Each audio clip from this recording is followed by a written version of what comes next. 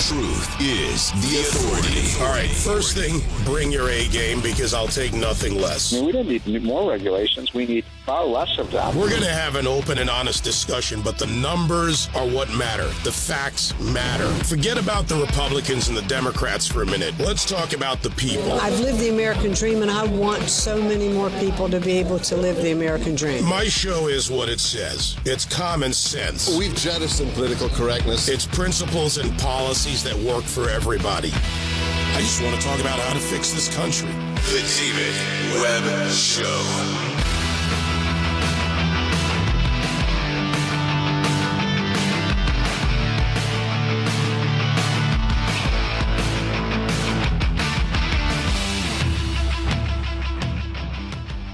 Okay, sometimes we do get to forget about the left and the right and look for solutions. Not always. I started looking at a number of stories, number of issues, making their way into the news cycle at the top of the page, and some not doing that. Some making their way to the headlines on television, various networks. Didn't matter what it was, right, left, somewhere in between, whatever existed. And then I saw a pattern developing again. The pattern is fairly obvious if you take the time to look. Maybe you don't even need to. Maybe you're that involved and you understand this. But we see this where the leftists, socialists, Democrats, whatever the non-American center and center right and right, are in a coordinated effort to target success on the right while protecting failure on the left. I get the DNC emails. I get the DNC texts. I get various organizations. Maybe they don't even know I'm on the list. But I get their communications. And I have people I talk to who are Democrats. That's a slightly different story for some of them. And I see this coordination that we talk about a lot, but now we see it on the front pages. Let's draw some contrast. Prominent Republican governor, right? In this case, Governor Ron DeSantis, the Florida governor, is targeted by CBS 60 Minutes, and even Democrats are defending Governor DeSantis. That the, quote, public's story was bullshit. You know the rest of that. Of course, CBS, in Dan Rather style, defends saying the info was used on background. You remember Dan Rathers. He was fired in not 2015, but he defended it again in 2015. But he was fired for not an inaccurate, but an outright cooked up story against, well, then George W. Bush. Rather was fired after his 2004 CBS News report. So now we're back to the same old playbook. You attack the right, you line up the narrative, you go with the narrative, and you protect the failure on the left. Let's look at an example of the failure on the left. It's been 14 days since Joe Biden has assigned the new sheriff on the border, and that is Kamala Harris.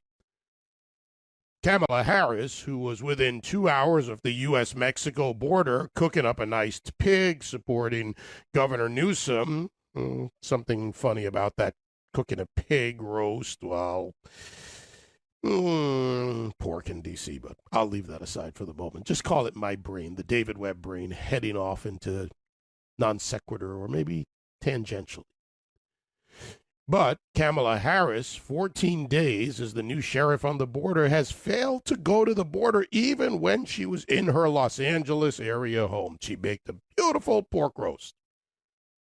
She made rice and peas because, she's Jamaican. I wonder if she smoked a joint before she did that, just to, experience the full Jamaican experience. Please catch the sarcasm in my voice there as someone who was born in Jamaica and the insult that she carried out to an entire island nation.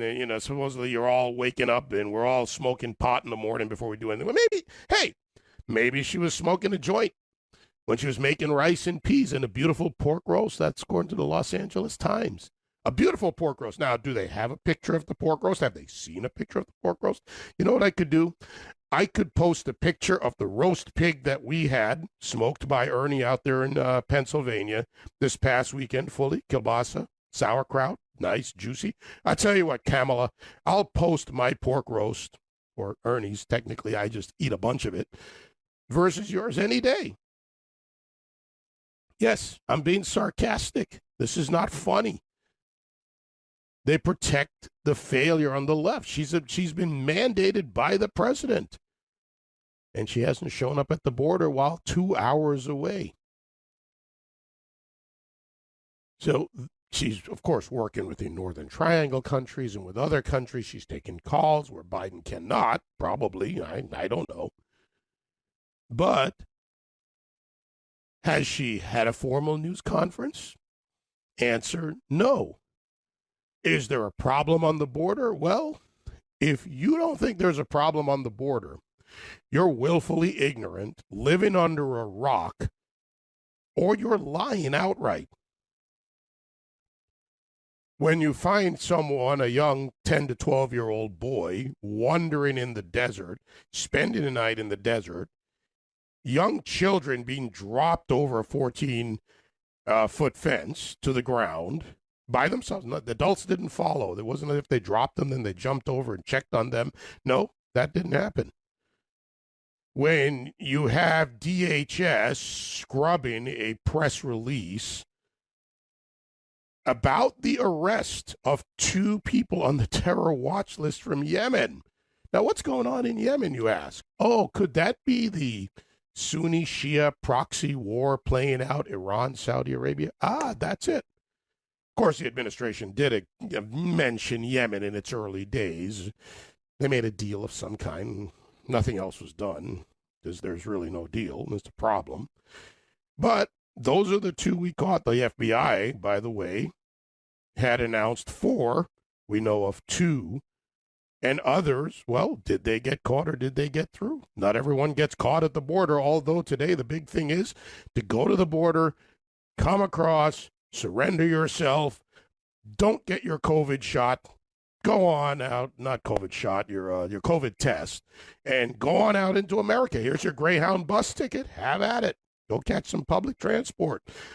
Go on over to a beautiful hotel in El Centro. And we talked about that yesterday. Someone called in about it. Can't remember the name of the hotel. Hotel and country club, little golf club, and book it up for those illegal aliens, or maybe send them to a base in Central and Northern California. After all, our military should now become babysitters for illegal aliens. But all of that and so much more, the economy, all the things around, I don't know, the pandemic, which is clock's ticking, folks. Not a pandemic anymore. The new hotspot, by the way, is in India, and there's a couple other spots around the world, but we'll get into that another time. No, turn it around. Governor Ron DeSantis can't be allowed to rise. He can't be allowed to be successful. He can't be allowed to do the right things for his state as a governor. He must be attacked. He must be destroyed. He must be completely demoralized. And again, Dan Rather should be proud because here's 60 Minutes. 60 Minutes used to be a relatively good show. They got the story right. You would work with them, and they would put the facts out there, and now they're just another hack show on the left. In the world of politics, polling matters. And in the polling, Governor Ron DeSantis has a 53% approval rating, according to a Mason-Dixon polling that was recently released. That is an almost 10% rise, an 8% rise from his 45% approval rating in July of last year. So, can't have that. You've got to bury the other story of another governor like Governor Whitmer, and that, by the way, is the new hotspot in the nation in Michigan under the governor and one-time hopeful vice presidential candidate, but she wasn't black enough to be Joe Biden's vice presidential candidate. But yet, because a company dared, see these contrasts, these differences, how they approach things, how they leave things, while telling you they care about them. The contrast, however, how dare Publix as a corporation donate to Ron DeSantis? Now they must be destroyed. I wonder if that will be the next boycott. Will they demand that the woke crowd in Florida be woke enough? And by the way, they're not going to do that. I know some of the Publix in the Miami-Dade area. Been to several of them. People are going to go shopping there tomorrow. It's not going to work. People need food. They're not going to go 10 miles just to get woke. Maybe somebody will, and then good for them if they do. They'll use more gas, have to buy more gas, which has gone up in price since Biden's been in office. But you see this playing out. You see the obvious. This is the art of targeting success on the right and protecting failure on the left. There are many more examples, locally, nationally, actually in the form of a question. I'll throw this out to the Patriot audience. Give me your example. What is your example? Do you have one? Of targeting success on the right, protecting failure on the left. Something current. Can be small, can be big. 866-95-PATRIOT, 957-2874. John, Michigan. Go ahead, John.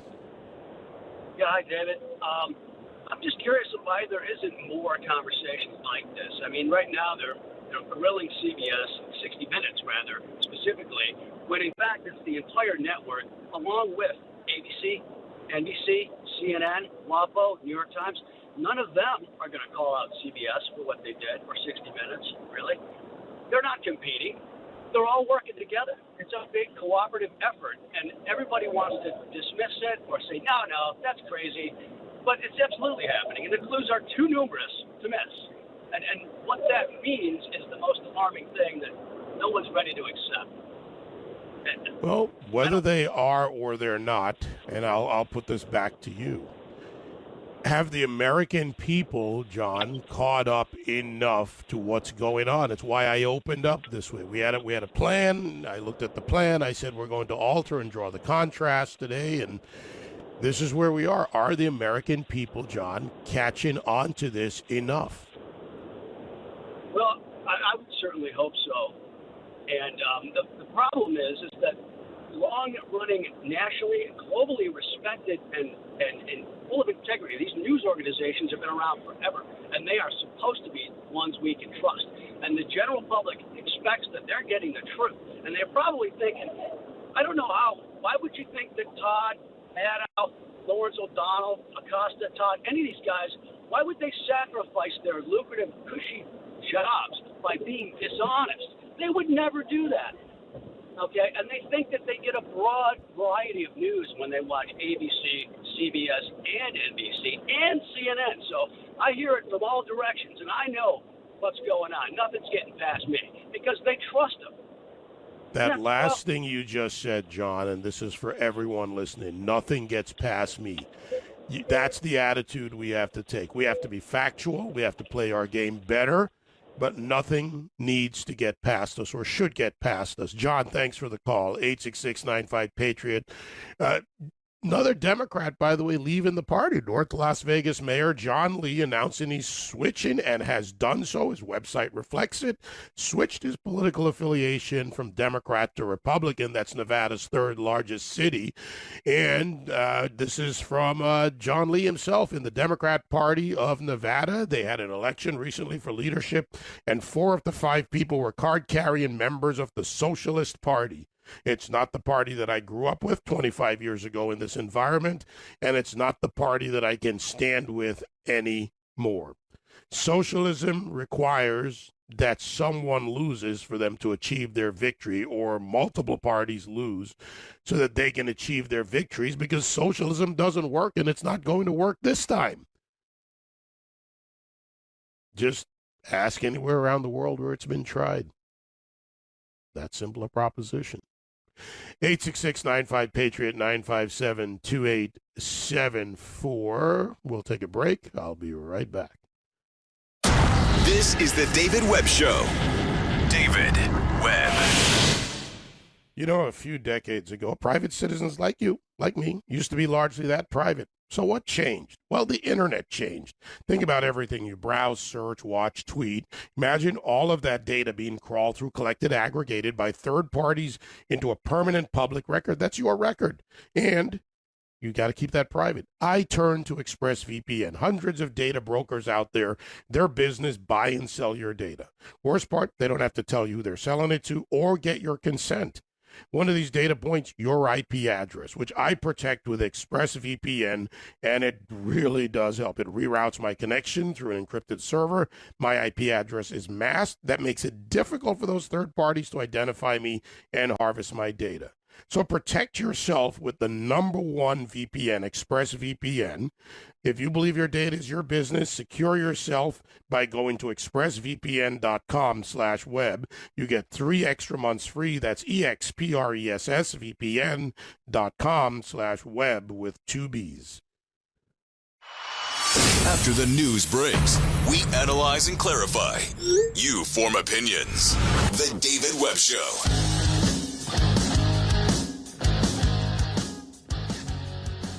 Let me simplify in the words of a great American actor. Great American, period. Someone who I think most of you will, let's say, recognize. I'm only responsible for what I say, not for what you understand. John Wayne.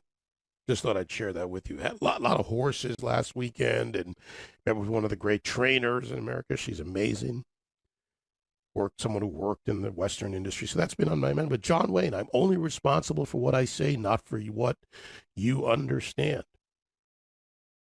So who's responsible for, well, what the left-wing media says? If you think that the editors will change, well, no, because the editors are in the same belief system. These newsrooms used to be controlled by, doesn't matter whether it was a Democrat or a Republican, but editors who did the job of making sure the reporting was accurate. You would have your various editorial levels of editorial control. The sanctity of your paper or your television program or your news program, local, national, whatever the case, was important. But it's not that there hasn't always been slant. There has been slant. It has always existed. That's just a human condition.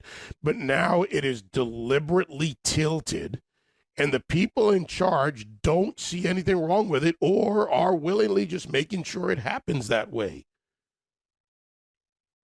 Yeah, look, in the past, media has been known to cozy up to the administration in the case of a presidency because you want that access. So you cozy up, but you don't lie about it. Now they just flat out lie, including for the Catholics among us, just got through Passover.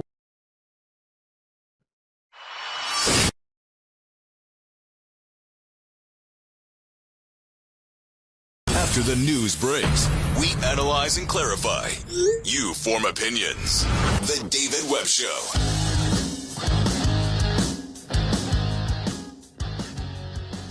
Let me simplify in the words of a great American actor.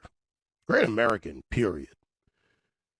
Someone who I think most of you will, let's say, recognize.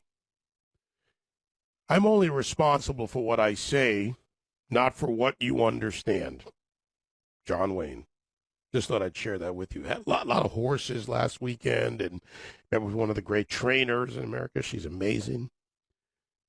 Someone who worked in the Western industry. So that's been on my mind. But John Wayne, I'm only responsible for what I say, not for what you understand. So who's responsible for, well, what the left-wing media says? If you think that the editors will change, well, no, because the editors are in the same belief system. These newsrooms used to be controlled by, doesn't matter whether it was a Democrat or a Republican, but editors who did the job of making sure the reporting was accurate. You would have your various levels of editorial control. The sanctity of your paper or your television program or your news program, local, national, whatever the case, was important. But it's not that there hasn't always been slant. There has been slant. It has always existed. That's just a human condition. But now it is deliberately tilted, and the people in charge don't see anything wrong with it or are willingly just making sure it happens that way. Yeah, look, in the past, media has been known to cozy up to the administration in the case of a presidency because you want that access. So you cozy up, but you don't lie about it. Now they just flat out lie, including for the Catholics among us, just got through Passover, the lie of omission, the sin of omission. They simply omit the story that doesn't fit. I mean, have you seen stories about Kamala Harris, 14 days without a news conference? Can you imagine if that happened with any Republican? Have you seen stories about Governor Gretchen Whitmer, the star of the campaign, and the decisions, the deaths, the nursing home deaths? No, they've sacrificed Cuomo on the altar of sexual harassment to avoid talking about the dead people. 866-95-PATRIOT, Mike in Iowa. Go ahead, Mike. David, first-time caller. Does anybody except myself think that the Democrats are trying to push everything through with Biden because they don't think he's going to last long, and Kamala will not have the support and the sympathy that Biden does? Whatever their reasons are, okay, and this is where I have to kind of flip the hat, Mike, and try to look at their perspective in some of the communiques and emails and various things that they put out. Biden is the perfect person in the position for them, and I've said this since the campaign. He wanted to be president no matter what. He was willing to sacrifice his health to be president. They were willing to push him over, and he's palpable in Washington. And I think it's, I forget her name now, the Senate candidate in Pennsylvania. You called him the last segregationist in government, who's now president of the United States. But he was willing to get there, which makes him the perfect pawn while Kamala Harris waits her turn. Because now she can quietly build, and they can build the leftism that happens when you have Obama advising Biden, Valerie Jarrett advising Biden. You have Susan Rice back in the administration. Some of the old Clintonites are there as well. But when you look at who they are, this is a good plan for them. Do you think if Biden, God forbid, something would happen to him, that Kamala would have long-term support? She might have support short-term from Democrats saying, well, let's do it for Joe. But long-term, I think she would lose some of the support from Democrats. She'd probably lose some. You look at a John Lee in Nevada, right? The mayor who I just talked about, who switched his party affiliation. Problem with this right now is it's not even about support, or not only about support, because if you have control, support is something in politics that you poll and push, and you can even frame the support by creating and controlling the narrative. Then right now, the leftists, the socialists, Bernie Sanders, AOC, the corruptocrats like Nancy Pelosi and others, the corrupt Congressional Black Caucus and the various other groups are all on board with this power play. So I hear your point, but on support, that's secondary to power, because when you have power and you exercise power, you care little or less for the people who object, and you simply exercise it. Art, New York, 866-95-PATRIOT. Go ahead, Art. Hi, how you doing? I love your show. Thank you. I just had a few points because I try to get in. I can never get on. But in New York here, in Rochester, they had a headline on Monday saying, stimulus package rains money on New York like it's a good thing. Unbelievable. And the other thing was, every time I went to a foreign country, I had to show a passport to get in and pay an exit fee to get out. And I think we have an invasion force here. Something's got to be done. No, it does. And to that first point, stimulus, wow. Was that in, was it the Rochester Democrat or the Rochester, I forget the paper up there. Democrat Chronicle. Democrat Chronicle. I knew it was some Democrat involved in the name somehow, and I'm going to say it right just for you, Art. The Rochester, just for you. But what do they say when they say? I'm from New Hampshire. All right, go back. I'm nothing against New York. Upstate New York's great. I can't pick on it. It's a great state that leftists have ruined it. But, this rain in cash, where do these idiots think the rain in cash comes from? Does cash just flow from the heavens? It's just like when the Chinese created paper currency and changed from coins 1,000 years ago. It just flows everywhere. Oh, yeah. It's crazy. I mean, our kids, our grandkids, and beyond are going to be paying for this. The question is, can they ever pay for all of this? We were already in a bad position, decades of malfeasance. I mean, look at the significant growth in debt in the last 20 years. And here we are today. Art, you take care, my friend. I'm going to look that headline up. I've got to make a meme out of that for people to get the idea. It's a good one. All right. Thank you, Dave. All right, let's go to Jesse in California. We'll go all the way across. Jesse, 866-95-PATRIOT. How's it going? Good morning, Dave. Doing good. How are you? All right. What do you got for me today? Well, I just want to talk about, you made a point earlier how the editors for the news used to report on facts, and they used to make sure it was facts. How come we can't pass laws or legislation that would make the media truthful? Like, when you go to court, you are supposed to say, okay, I'm going to speak truthfully, put your hand on the Bible and stuff. But I know it's public, but they preach to the American people. They push their propaganda agenda. Why can't we put in legislation that would make them speak the truth? And if they don't, hold them to a higher standard, push them to sanctions or whatever you could do. I don't know what you could do to the media.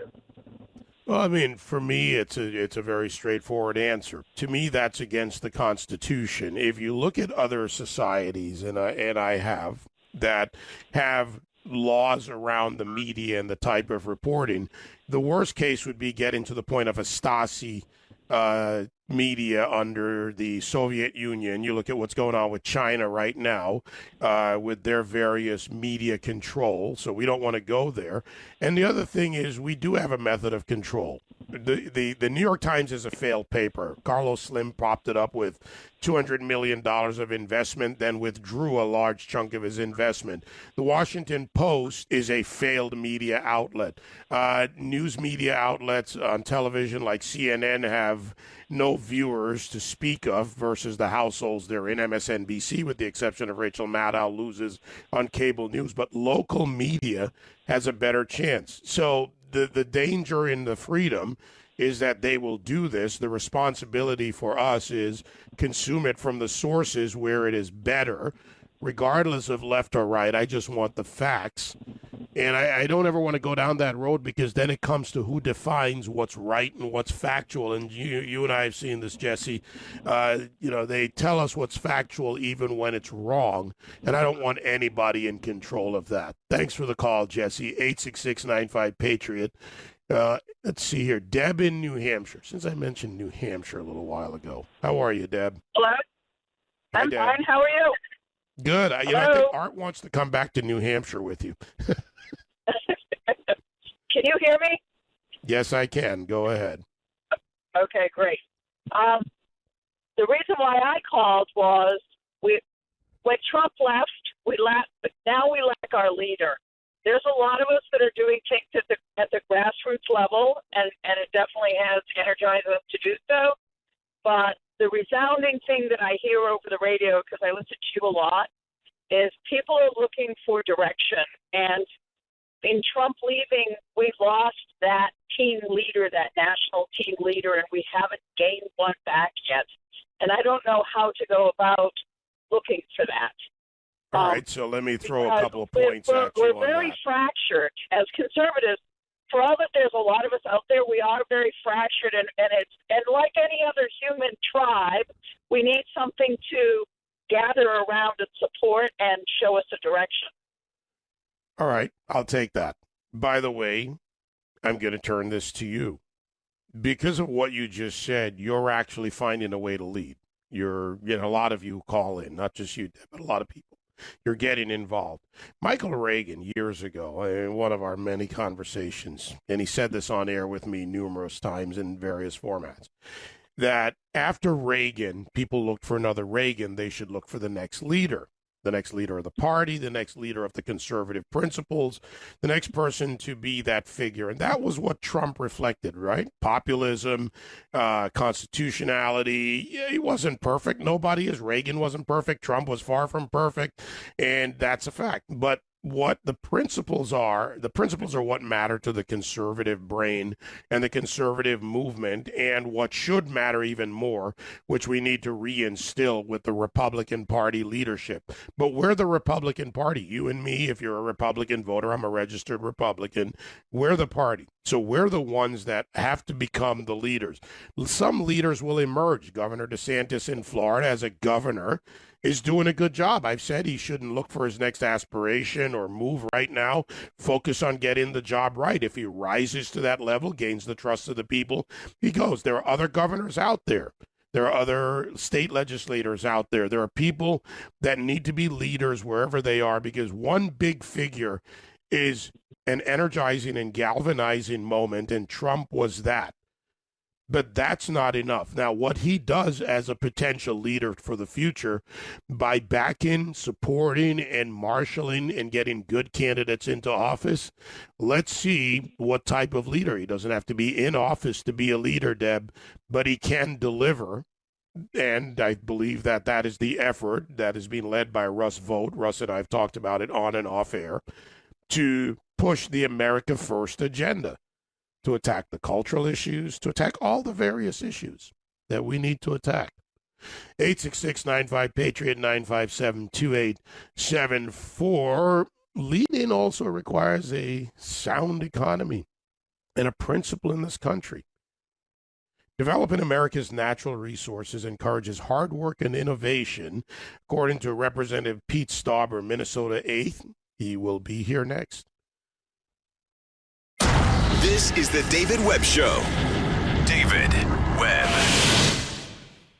Recent data shows that out of all the female-owned businesses, it's estimated that 1 in 3 is owned by a mom. No surprise there to me. Ever wonder how these moms and dads find the time to hire for their businesses while juggling all their family responsibilities? They do it with ZipRecruiter. And right now, you can try it for free at ZipRecruiter.com/web. For example, CEO and founder Talia Goldstein is one such mompreneur. Besides being a mother of 2, her personalized matchmaking company, 3-Day Rule, is constantly growing. She needs to hire several matchmakers a month, and she uses ZipRecruiter.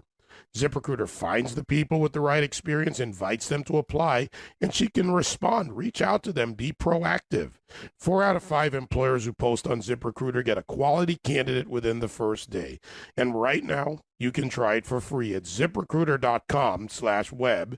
Special offer for you at ZipRecruiter.com/web. Again, ZipRecruiter, they're the smartest way to hire.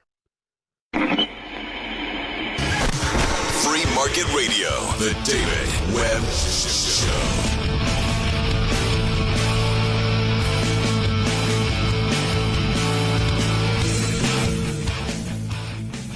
866-95-PATRIOT, 957-2874. You can weigh in on my social media, David Webb Show. So what are some of the key principles, the things that we need to work in this country? Now, there are a lot of details, right? A lot of factors, facets. We can talk about individual components of how we work, how we exist as a country. Human capital. Human capital matters. And when we deploy human capital in this country, we do well. We innovate. We get a system of value from hard work, from accomplishment, and we even learn from failure. Representative Pete Stauber from Minnesota's 8th District, who also voted against the impeachment of Donald Trump earlier this year, joins me. His recent op-ed, Developing America's Natural Resources Encourages Hard Work and Innovation. You know, Representative Stauber, we had a president who, as a businessman, exemplified achievement the richest president to go into office and to leave office of his own accord, not tied to political gains. And I think that's a pretty good example of what you can do when you take and invest in yourself and in America. What do you say? Well, that's right, David. First off, it's great to be with you from our great state of Minnesota. I'm up here in northern Minnesota, and I wrote that article, and we can just say, David, for centuries, hardworking Americans, we built a global superpower and subsequently created better lives for ourselves. And that article that I wrote was really the dignity of work is an essential part of our way of life. And I think that that is the American dream, to be able to provide for your family and make a good living. And we have the ability to do that by tapping into our natural resources that this country is so blessed with. We have changed in the last couple of decades in this country. We were on gas lines in 1976, and throughout that period of time, we advanced technologically with energy and all the supporting parts of that structure, the energy structure in this country, including transportation, export, and we became number one. That example is how America's grown, but it grew because of people. There was innovation there. We went from vertical to horizontal drilling. We cleaned up. We cleaned up energy. And so many people were a part of that, and so many people benefit from that. But now I'm getting a different story when I look at the entitled something's owed to me approach that's being used by many in the political world and in the public world. Well, David, we have a responsibility to develop these natural resources. It's going to benefit the American worker. It's going to benefit the local economies. And it's going to benefit our nation. For example, we talk about energy independence. For the first time in my lifetime, and I remember those gas lines in 1976, but first time in my lifetime, we're energy independence. And we talk about the ability to tap into our energy resources, whether it's gas or oil, or up in northeastern Minnesota where we have what we call the Duluth Complex. It's the biggest copper-nickel find in North America, and it can provide those minerals that we use in our everyday life for manufacturing, and we do it with the best environmental standards, and we have a great workforce willing, able, and ready to do that. So we have the opportunity to put these men and women to work making a good living, and the byproduct is those minerals have been mined, or that gas and oil have been mined with the best environmental standards and the best labor standards. And as the top Republican on the energy and minerals resources, David, I talk about we want energy dominance and we want mining dominance. We do it best. We do it in this country, the cleanest of any other country, and the goal is to provide the opportunity for work, because I believe in the 21st century, this can be the century of the American worker. The ingenuity that we have shown in the past can reemerge under good policies, as President Trump had put forward. I use energy as the example because it is so more easily recognizable often for many Americans in all walks of life, from Wall Street to Main Street to the oil fields to the fracking fields in Pennsylvania, southwestern New York, wherever they may be. But I want to go back to human capital and the value of work, because, looking at not only your article, but thinking about this issue and this topic, the value of human capital is that when it's nurtured, when it's educated, nurtured, and grown from the ground up, sometimes literally from the days we were playing in the dirt as kids, you get to choose. You feel you have more choices. You see a wider array of possibilities. That's different than in a Chinese communist-controlled country where, and I have friends who have escaped China, said, we know where we're going when we're children. We have limited options even if we don't. And to me, human capital is the success story in this country and in other free societies.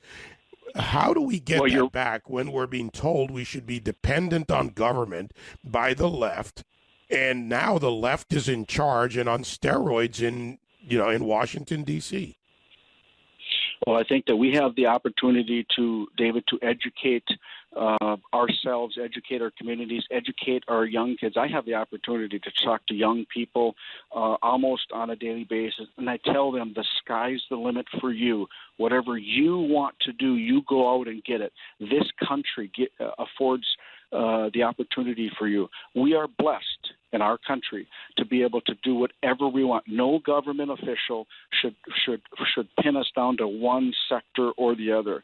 The youth are the future of this country, and we have to allow them to expand. We need their time, their treasure, and their talents to go out and make a difference, a positive difference, and sometimes that might be putting together technology that makes mining even better, makes critical mineral separation even better, makes iron ore or uranium mining in Arizona, for example, even better and richer, or working in the North Slope of Alaska to make sure that this country, the United States of America, stays energy independent of any other nation. And we do that by education and putting in good rules and regulations that allow for that to happen. You have to have leadership. As President Trump showed, you have to have leadership in deciding these policies and procedures. And look what happened. We became energy independent. Small business opportunities were at an all-time high. Unemployment, historic lows for all areas. And we were bringing our manufacturing, our companies back to this country. We talk about made in America, mined in America, and manufactured in America. Yeah, and it goes so much further. That is such a big driver of the economy as a sector of our economy. To the administration now, and the Biden administration, and this change in at least direction from a political and policy perspective, the Republicans have to stand up to Biden. And I've talked to enough people on and offline. And one of my expressed concerns, along with many people in this country, if not everyone in this audience or close to it, is that they don't see the fight. Democrats have been excellent at using lawfare, going after us, activism. And while I don't like their goals and their outcomes, I have to look at their strategy as effective. And so far out of Congress, very little from the leadership has been done to go after unconstitutional or even just wrong-headed executive orders by this administration. Are we going to see that? The answer is yes, and it is about messaging and educating the citizens on what exactly the Democrats have done. Look at what President Biden has done since he took office. He killed the Keystone Pipeline, thousands and thousands of American jobs. He placed that moratorium on the new oil and gas leasing on public lands. If you just pick the state of New Mexico, which I toured 2 weeks ago, the oil and gas revenues for the state of Mexico, 70% of the education in New Mexico is because of oil and gas royalties. 40% of the general government revenue in New Mexico is oil and gas revenues. So we have to look at what this administration and others have done. We have to, for instance, look at the Secretary of Interior, my former colleague, Deb Haaland, on the Natural Resources Committee. She has adamantly opposed mining. She has actually been a protester at the Dakota Access Pipeline. She has supported and co-authored bills that stop mining in certain areas of our country. This is an opportunity for our country to be energy independent, energy dominant, mining dominant, and we have a Secretary Haaland who sits in a very powerful position. We have to show the American public that we can mine on these federal lands. We can drill for gas and oil. But you're not going to get that opportunity because the Biden administration controls the federal lands. That's how it works. The executive can make those decisions. The secretaries, you're right, can execute those decisions, the rulemaking component. But I have to get back to the opposition to this. To your point, when the Keystone XL pipeline executive order went through, state attorneys general doing their job went up against that. The immigration order, state attorneys general.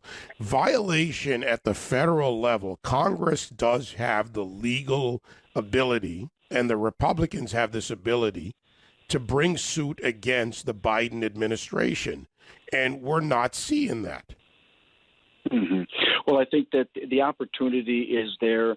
And I'm just going to tell you, David, and the rest of your listeners, we as Republicans and as conservatives understand what this administration has done thus far, and there's a whole bunch of people on both sides of the aisle. Independents, if you look at some of the polling, if you agree with polling, there's a high percentage of independents that are disgusted with what's happened just within the first 3 months. There is zero unity. There is zero bipartisanship on these major bills. So what that says is this administration is cutting out half the American people's voices, and we're not going to stand. We're not going to take it. We are going to fight back.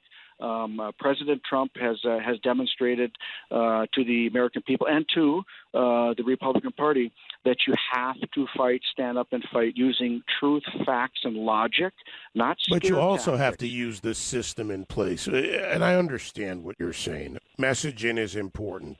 This is something the Republican Party needs to do better. Leadership needs to do better. But you need a mechanism. Mechanisms are lawsuits. Mechanism is to get it into court. Mechanism is to have challenges that could result in a decision, even if it goes against you. And let's be fair, a lot of them may go against, but we're not seeing that. And this is something that I have been hearing for years now when it comes to the political system. The talk isn't enough, and people are frustrated with talk. You are right, and people have the right to be frustrated. But the fact of the matter is, you talk about using putting these pieces of legislation into the courts. That is something that we need to not only look at but actually do. And I think you're seeing some of that in areas of the country. For example, on the XL Keystone pipeline, you're seeing that. You're seeing that with the southern border, where it's completely opened up, no COVID testing, thousands and thousands. But again, Representative Stauber, and I apologize, but we have 2 minutes left. With all due respect, those are coming from state attorney generals. You go to the southern border, those are coming from local officials. The question goes back to inside the Beltway. And we really do have, we have a minute and change left. Leader McCarthy, the minority leader, the leadership, you're a ranking member on a committee, others are there. We haven't seen any mechanism-based response. Interviews don't matter to the Biden administration. Right. Messaging doesn't matter to them because they're winning in the sense of moving their agenda forward. Will we see from the leadership of the Republican Party inside the Beltway any measurable mechanism-based action, lawsuit or otherwise, not just narrative and interviews? The answer is yes. And David, you're not going to see us messaging to the Democratic Party or the Biden administration because they haven't been listening. We're going to message to the American people from each corner of this great nation, and the American people are going to understand what's happening. And the messaging does start or can start with court action, and it also can start by individually working with groups of people. That human touch, that human action together can change hearts and minds, and that's what we need to do. We have to get back to the American ingenuity that has demonstrated over and over in this country how we can lead the world, and we're going to continue to lead the world as we did this these last 4 years under President Trump in so many areas. And the goal is to make sure that the American people understand the dignity of work and the opportunities that afford citizens in this great country. So messaging and getting support through the courts, just fighting back. And that's what we're going to do. Leader McCarthy is Representative Stauber. I'm out job. of time. My apologies. I have to pause you there. I do enjoy the conversation, though, and let's see what they do. Let's see what happens with you and your colleagues and our representatives in Washington. Thanks for joining me this morning. Thank you, David. Have a wonderful day. Thank you, Congressman Pete Stauber, Minnesota's 8th District. Let's talk Georgia next.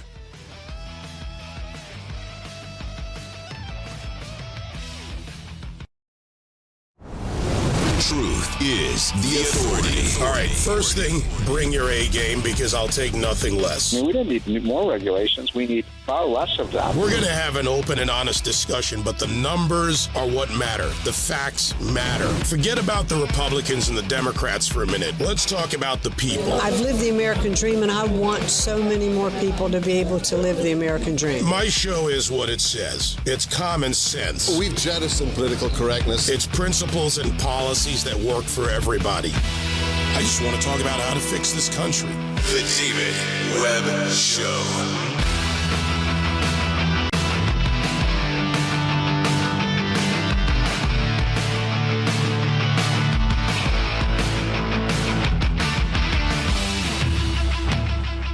Now, I touched on this a little bit yesterday.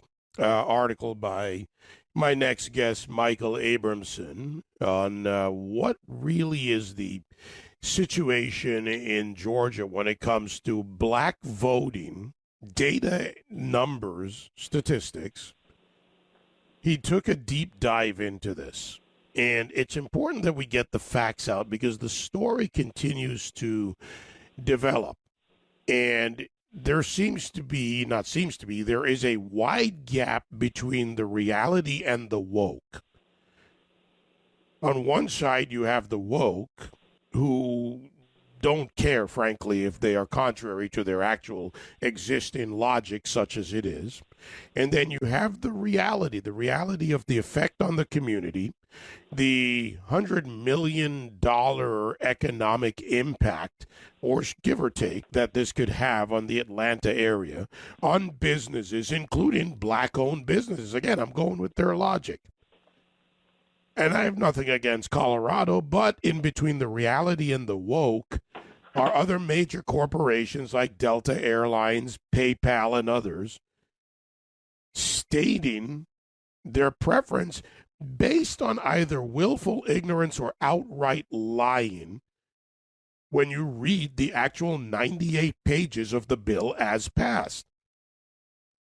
So, Michael, my friend, it's been a while. Good to have you back here on the show. You know what I like about you, Michael? You're that wonky guy that I sometimes want to be. You dive into this, the numbers. You look at the analysis of election data from the Georgia Secretary of State's office. You look at other groups. So let's break down Georgia, the reality versus the woke on black voting. Well, what we see when I looked at the numbers of African American voters who are registered to vote and actually voting in Georgia from 96 through 2020. And this is important because the arguments against the new Georgia voting bill are premised on this belief that African American registration and voting has decreased. But actually, it's increased in each of those presidential elections. In fact, it's increased, the percentage has increased more than that of white voters. So this whole belief that Georgia is trying to hold down African Americans from voting is just incorrect. And it's very important because Georgia has had Republican governors since 2003, and Brian Kemp, the current governor, was Secretary of State from 2010 to 2018. So this whole Democrat argument is just based on an incorrect knowledge of the facts. You're so kind. You use the word incorrect. Now, I know that you, Michael, had to get teams of attorneys, FOIAs, whistleblowers to get all this information. Or you might have also gone to the Secretary of State's website where they even list general election turnout by demographics over decades. So yeah, I find it No, but Took about an hour to put it together.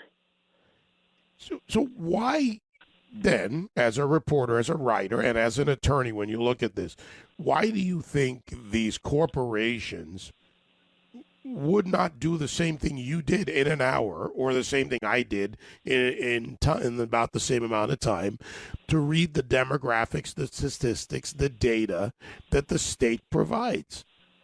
It's amazing. I don't understand. These corporations have teams of lawyers, government relations folks, lobbyists, and they just didn't look at the numbers. I don't understand it. And then, but to go a little bit further, I don't know why the Republicans haven't brought up this data as well, because it's there and they should know it, and they're really not countering the narrative.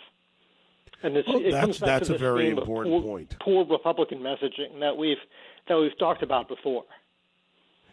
Okay, so let's turn this on the Georgia Republican Party now. I certainly have many issues with what has happened since 2018 with the consent decree, not fighting properly against Stacey Abrams. Stacey Abrams, who, by the way, led the effort against expanded voter registration, not only in black communities, but in communities around Georgia. Her organization did that. Another factual point the Republicans failed to use. So to the Georgia Republican Party, what drives them? Well, I mean, ostensibly they want to win the elections, but they're just not. They just have this problem with getting to the heart of the matter. I don't know what it is. I can't explain it. What you can explain, though, is let's go a little bit further on this election data. What's been going on across the board? Your top line analysis. I know we started by talking about the black vote because that's part of the woke versus reality fight going on right now, based on Atlanta, the baseball game, and the law that was passed. But bigger than this, what's the issue here with voting patterns or the reality?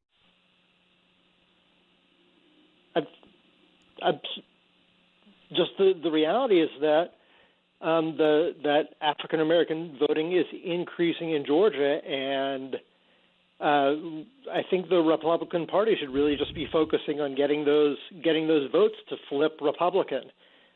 We saw that during Donald Trump's presidency, he did so much for African Americans, such as opportunity zones, criminal justice reform, increased funding to historically black colleges and universities, school choice, and they've really not mentioned these facts. What's interesting if you looked at the John Ossoff, David Perdue race, John Ossoff really went to African Americans and talked about voting rights, and there wasn't the pushback from David Perdue of saying, well, look, this is what we've done during the Trump years for African Americans. And I think that's a big problem. Is there any talk in, I don't know, I mean, I've seen some of the stories, the contrast between Georgia, or maybe more the comparison between Georgia's voting law and other states. When I look across the board, you have numerous states with similar laws, voter ID requirements. Some are even stricter. Colorado's is stricter than Georgia, for example, where they've moved the All-Star game. And we're focused in on Georgia, Michael, but when you look around, it's not Georgia, it's the country that's moving towards voter ID and other forms of verification, and we need to clean up a lot of these voting systems. Yeah, definitely true. I think the Gallup poll is that a vast majority of people support voter ID. It is all over the country, and we do need to clean up these voting laws. I don't think that Georgia necessarily does it. I would love to see a system that limits the number of early voting, which Georgia doesn't do. It actually expands it to an extent. And we really need to make rules so that we have to recognize, number one, that voter fraud and voter integrity issues do exist. And then number two, we have to figure out a way to limit that. I mean, it's good for both parties because at the end of the day, both parties can cheat. I mean, it would be wrong for us to say that Republicans never cheat in an election because I'm sure that it happens. And Democrats don't want that to happen. that's why Stacey Abrams in 2018 called for voter integrity safeguards. Yeah. She's just upset now because the Democrats won in 2020. So she doesn't want to change the system.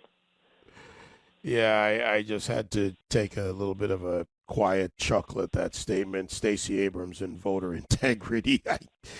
I just, Michael, sometimes bit of an oxymoron, but we'll go with it. We'll go with it. Let's go to some other areas where you feel, where else do you feel Georgia needs to revisit its election system? Let me use this example, although it's not a part of this reporting that you did in the research, but just, as we always do, Michael and David talking about this. You had this budget allocation we've talked about before to fix the system, which then resulted in Dominion coming in at a $43 million discount in the state of Georgia. You do have issues and questions about the various voting structures and the verification. Has any of that been addressed? Well, the signature verification has been addressed.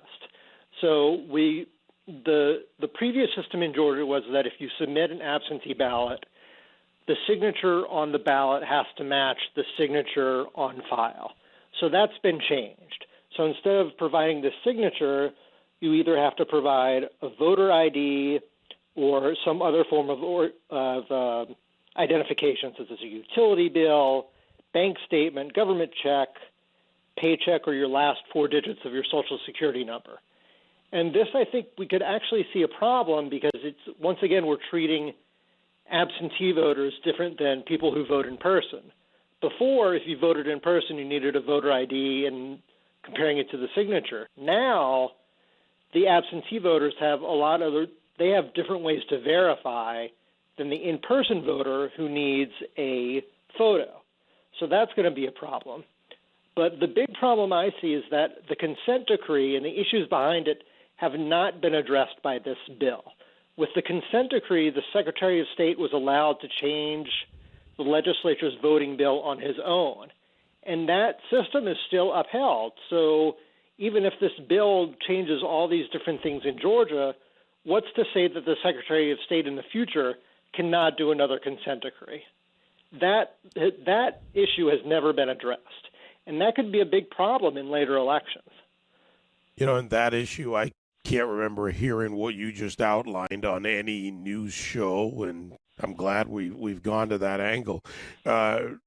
Just to clarify for the audience, Michael, what's the solution to that? Is it strictly legislative? Is there a rule and regulation that can do that? And again, to your point, next Secretary of State, what solidifies it more?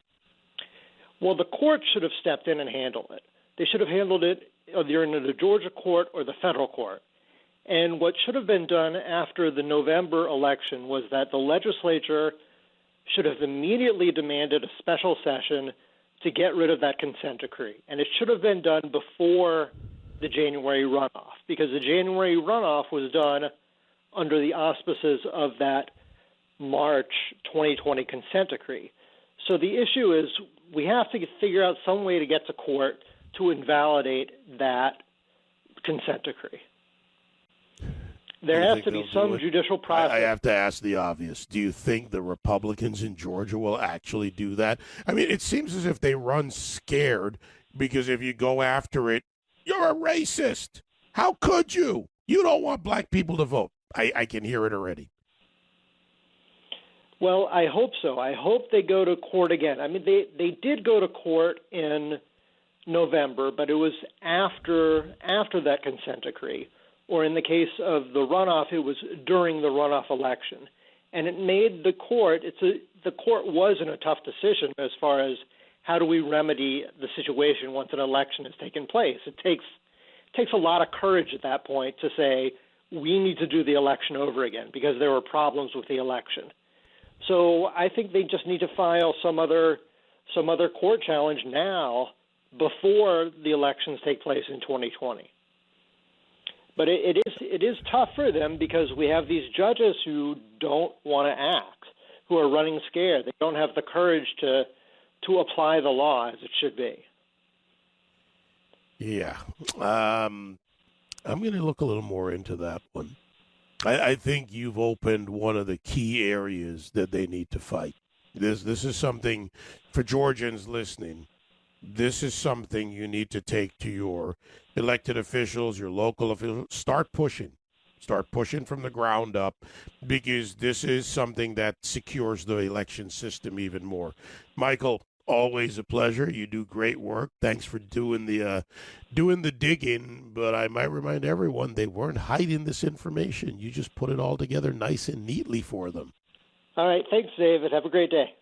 All right. You too, Michael. That article, by the way, appears on Newsmax.com, and I'll have it up again on my social media at David Webb Show. I'll be right back. This is the David Webb Show. David Webb. So in running a business, some of us do that every day. You have to be concerned about HR issues. It matters. They can kill your business. You get them wrong, wrongful termination suits, minimum wage requirements, labor regulations. And if you want to hire an HR manager, they don't come cheap. They can cost you $70,000 a year. Bambee, B-A-M-B-E-E, was created specifically for small business. You get a dedicated HR manager, someone to craft policy, maintain your compliance, do it for just $99 a month. You change HR from your biggest liability to your biggest strength, and you get a dedicated HR manager who's available by phone, email, or real-time chat. They'll handle everything, help you manage your employees day to day for just $99 a month, month to month, no hidden fees, and you can cancel anytime. Let Bambee help. Schedule your free HR audit today. Go to Bambee.com/web right now and schedule your free HR audit. That's BAMBEE.com/web with 2 B's. Speak your mind. Speak your mind. The David Webb Show, 866-957-2874. Are you Georgians listening?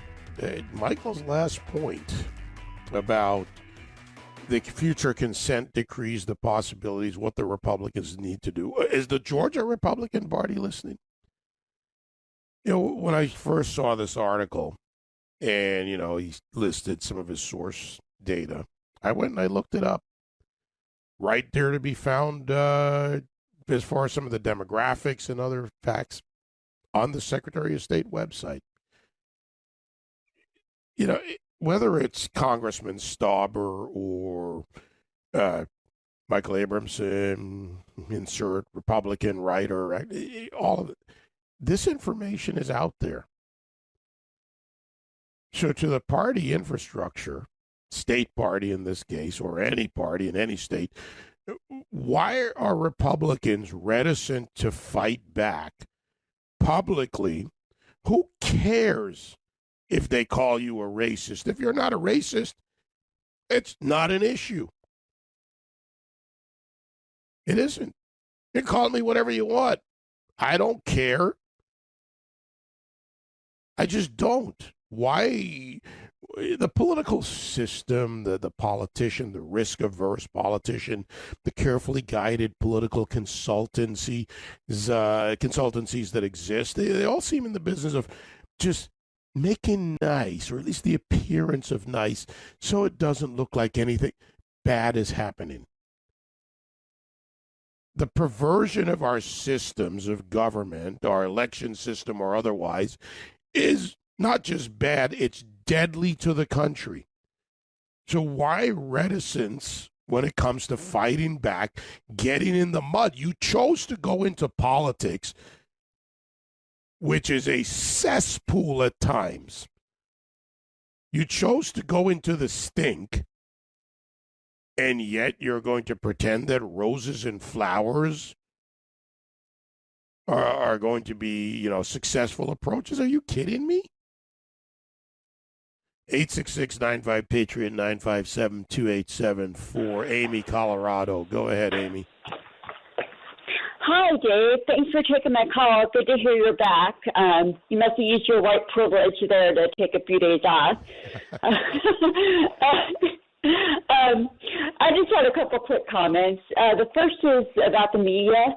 I think you have it all correct that they are, they're covering up for the left and vilifying the right.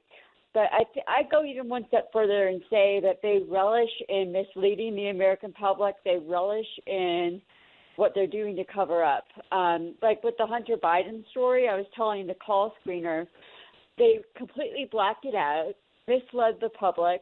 Then everything came out after the election, everything, and they seem to thumb their nose to their viewers saying, oh, well, we got it wrong, our bad, and they didn't even care. They didn't apologize for getting things wrong, nothing like that. So I think they actually relish in it.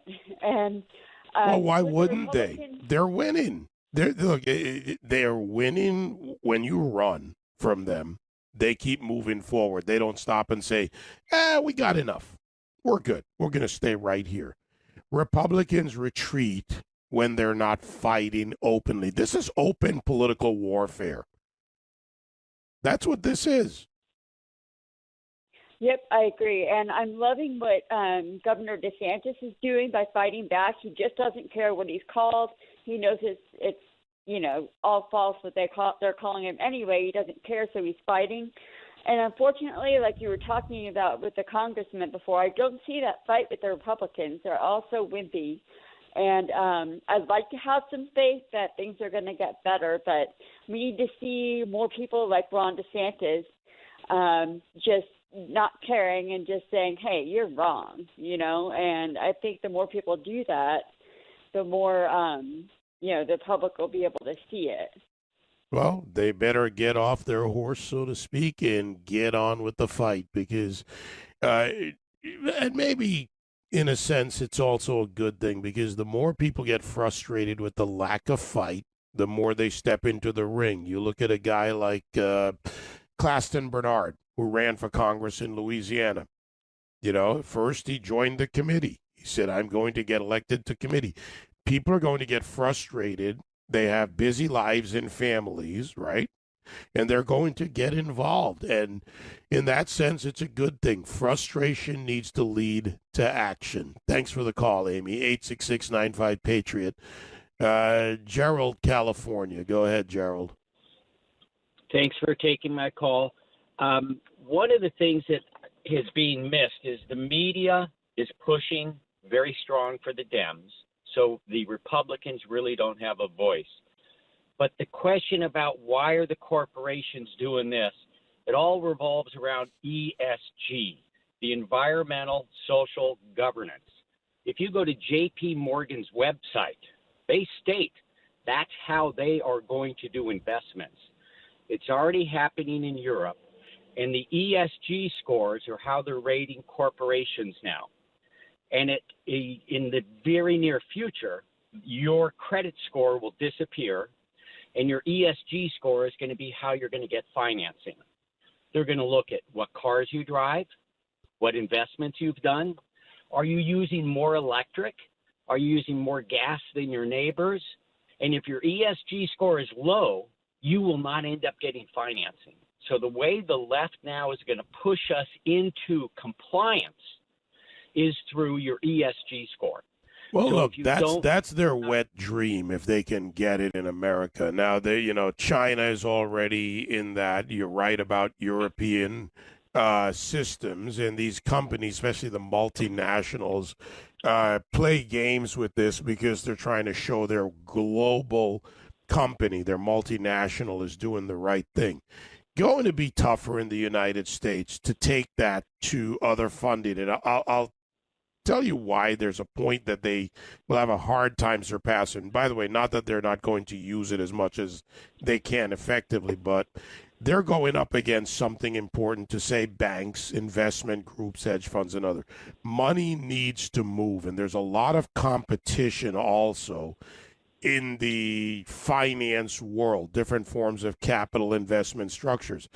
No reasonable person's against a company doing the right things as long as they do it right, legally and profitably for their investors, their shareholders, or even if it's private, because you got to grow the company. So I think it's going to be a harder one. They have that. They've achieved it, Gerald. I know in California they've gone local to the state level with it. Legislation that's been promoted or proposed, rather, and promoted in Sacramento to force companies to behave a certain way to receive additional subsidies. And that's the word that comes in. Tax breaks, subsidies, and other things are being offered as incentives. And people need to stand up against that because that's how they entice these companies. You know, you do this right, you do this the way we want. Doesn't matter whether it works or is financially, possible and sustainable, and we'll give you a subsidy. And then when that goes away, the company, to the companies, I guess some of them want to be bound to government because they feel they're powerful enough to take those subsidies. And if the subsidy goes away, they have enough power to lobby for more. This, by the way, what I'm describing, that's the corruption in the system. Even if it's not illegal, it doesn't mean it's not corruption. Mark, Nebraska. How are you, Mark? I'm good. How are you? I'm doing all right. Can you hear me? Yes, I can. The Convention of the States has seemed to have disappeared.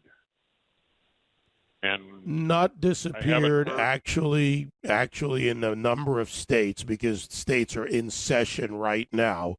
They're working in a number of states. I don't have the list. I talked to a couple of people about this. It's disappeared from, call it, the headlines, and that's for some time now.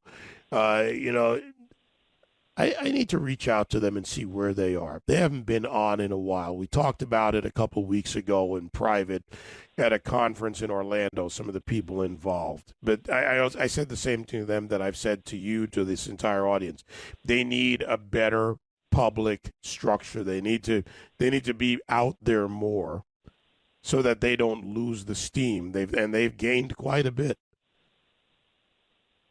The last I heard, they were trying to get it passed in South Dakota. I think they did. And that's pretty much when it dropped off the face of the earth. Yeah, look. In the news headlines and things. Right. And, Mark Meckler, who is who I'm talking about, he's, interim CEO of Parler right now. Let me find out what's going on. It's been brought up by a number of people. And they need a better public presence, for lack of a better way of putting it. They need. Your earlier caller was on and said we need something to be able to rally around. There it is. I mean, if anything else, we could get term limits through and get a few other things done through that Convention of the States and answer a lot of our problems that we have going on right now. Let me look into it a little bit more. Thanks for the reminder on that. I talked with Mark, not you, Mark, but the other Mark a couple of weeks ago, and we didn't get much time to get into it. Thanks, Mark. Yeah. Again, another one of those efforts that, if done correctly, can be consistent, better chance for being effective. Hugh, Missouri. How are you, Hugh? Pretty good, Dave. Thanks for taking my call. I initially called. We had Representative Stuber on from Minnesota about mining. Yeah. It brought to mind something about 23 years ago. Dianne Feinstein moved legislation that made a great big portion of Mojave Desert national wilderness. It was just a sandbox playground for ATVs and stuff, but now it's closed except for on-foot traffic. The interesting thing that stuck in my mind is that at the time there was a rare earth elements deposit found there, a substantial one. It is now closed off, and her husband is heavily invested in rare earth minerals in China. So it just demonstrates if I'm how thinking of the left same, works. if I'm thinking of the same, it's 23 years ago. That's too far back to remember. I've been around a while, but sometimes the memory doesn't serve me well. It was about not. the same time I moved out of California. Yeah. I think I remember what you're talking about, and if it follows and it tracks with Dianne Feinstein, typically, and back then before the Stock Act, and then both Republicans and Democrats wanted that gone, they would, work to block off areas, provide permits and access to companies. It's such a corrupt approach. I'll have to go back and look at it, so I'll just leave it there for now. But what's your other point? Well, you started talking about the Republicans not having any guts in Washington and worried about being called racist. Andrew always says if everything is racist, nothing is racist. They've used the word thrown around so much it's meaningless. Yeah. So what are they worried but about? They've made it meaningful as a weapon, and the Republicans, reticent Republicans just aren't stepping up to the plate in a real fight. Messaging in interviews isn't enough. No offense to the congressman, but we need mechanisms. Not messaging, mechanisms, lawsuits, fights, drag them through the courts. That's one example. Yep, I agree. And short of that, because the courts are kind of taking a pass on everything important, and the Republicans of Washington don't have any guts. Our next line of defense to try to save the country is to get to the state houses. Let the states talk to your legislators, get them to start standing up against the federal government. Defy them if you have to. Texas ought to send National Guard to the border and see if the courts can make them stop.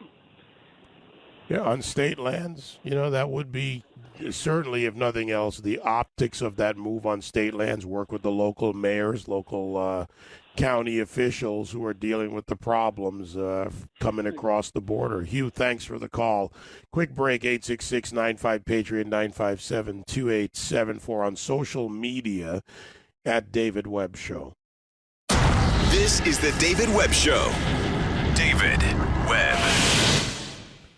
So ask yourself, what's the difference between a good cigar and the best cigar? How about American-owned, in business for over 80 years? That means Famous Smoke Shop. Famous has the cigars you love, Padron, Fuente, Patel, Perdón, many, many more. They deliver them right to your doorstep, and they do so at America's lowest prices. So here's an exclusive Famous Smoke offer just for my listeners.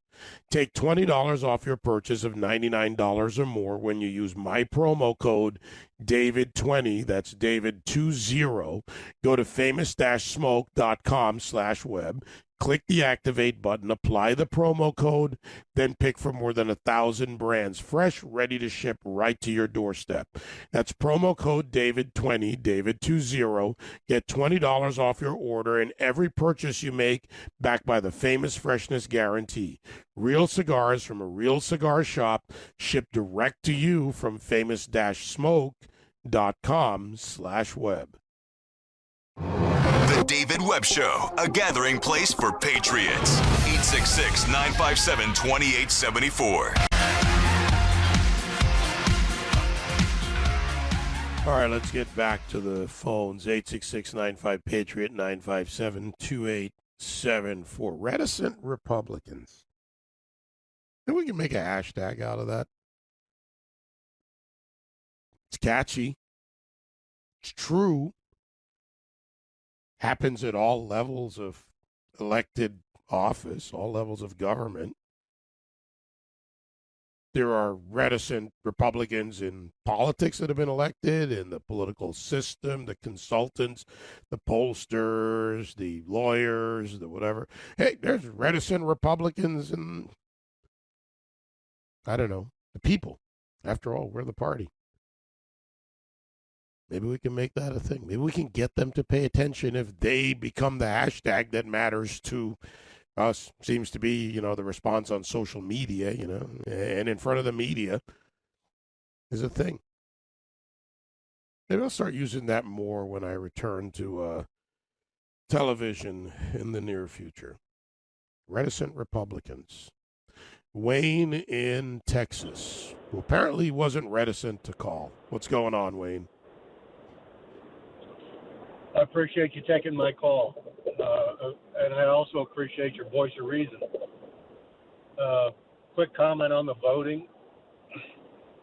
It seems to me that the general populace has become too lazy to bother.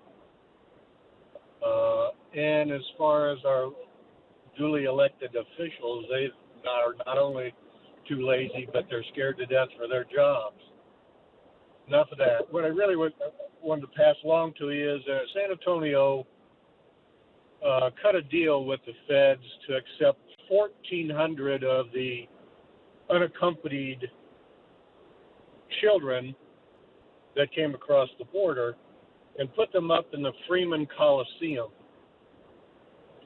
And before the ink was dry on the agreement, a plea went out on all the local television stations for volunteers to care for these people. And I think, once again, it's an indication of perhaps even more than just a lack of a plan by the administration, but an example of no plan on what really to do. And well, there's elements of that, but Wayne, based on keeping a close eye on this, that actually is part of the plan. And it's not new to the Biden administration. The balkanization of this country, and by making this a too big to fix problem, advances their agenda. These actions, these are not, we can disagree on policy and politics and whatever, but these are not dumb people. They know what they're doing. Kamala Harris may be a train wreck in many ways, but she knows what the problem is. Biden may be incoherent at times, but he spent a lifetime advocating for this. So they know what this does, because the problem cannot be solved if it's too big to fix, or if you're unable to, effect enough of it with the policies that you propose. Well, don't you believe perhaps that the problem isn't too big to fix? Oh, I don't believe it is, but they want it to be. Well, and that's, I think, my point is that they have willing accomplices in the media, and with their help, they will convince us. Certainly not going to convince me, because I don't believe 6 words out of any one of the medias. They would have a large portion of our population believe that this is a huge thing and that only they can take care of it. My friend, we are going to be in this for some time. I'll look into the San Antonio issue. I know Endeavor, that organization out of San Antonio, got a huge chunk of money for hotel rooms. And to you and for everyone, share as much as you can about where this is. We've got to keep this public. We've got to keep this out there, and I'll take a look at that, Wayne. We're seeing this. The gentleman who called in yesterday about the hotel and country club and golf club down in South Texas near El Centro, same idea. If nothing else, we have to shine a light on these cockroaches of a policy, or policies, plural. Jack, Connecticut, go ahead. Yeah, good morning, David. Thank you for letting me on. I just want to make a quick comment about the existential seriousness of the woke movement. I mean, it manifests as a secular humanist religion with all of its buzzwords, and it has taken on cult, C-U-L-T-like features in so many different ways.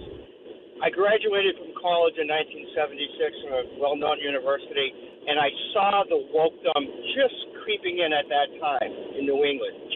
And I remember saying to myself, this will never go anywhere. This is incredibly stupid.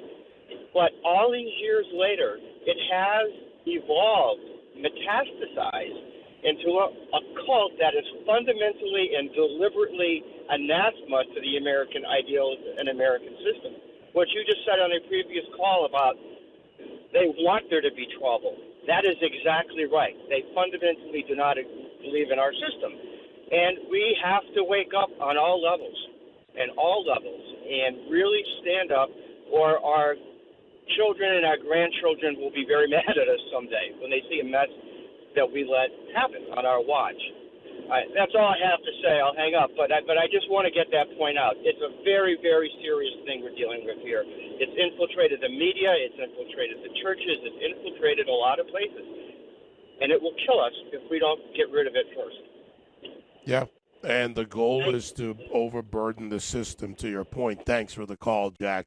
Make it unworkable. Make it too big to fix. Remember that. And, they're not dumb. But this play's been executed before. The playbook's been there.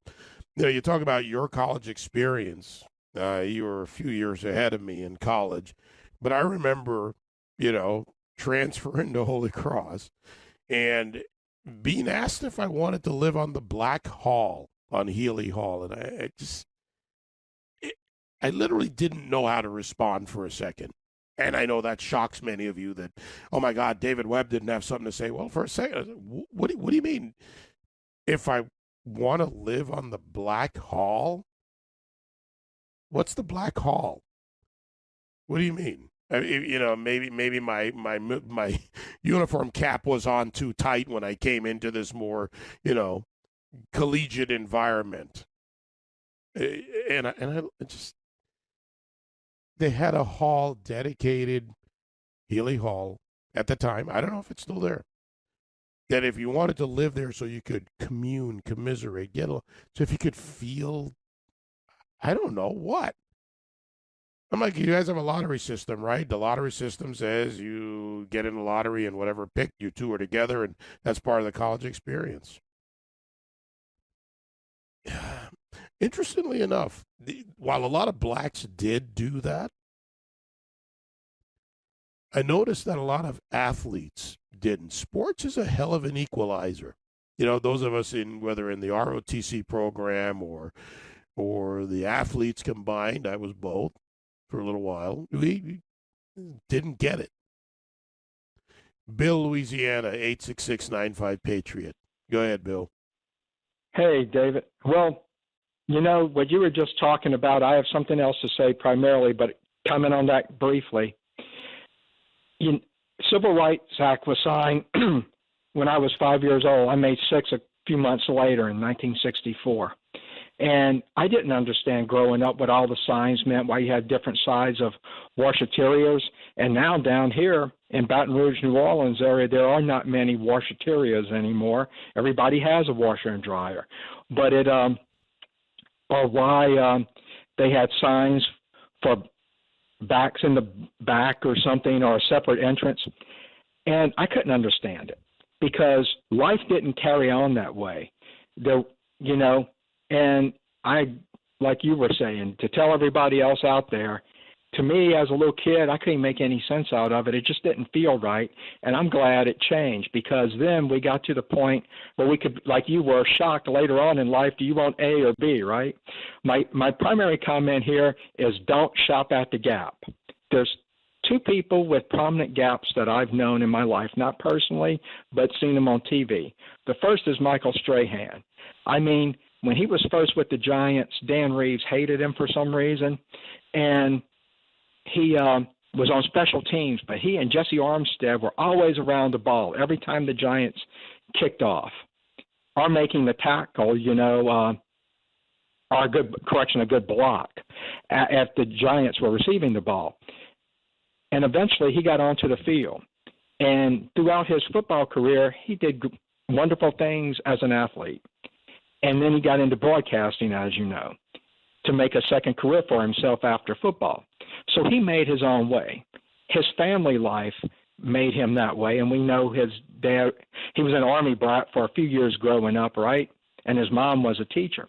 The second one is Stephanie Abrams. I know nothing about this woman. First time I ever heard about her was when she was running for governor.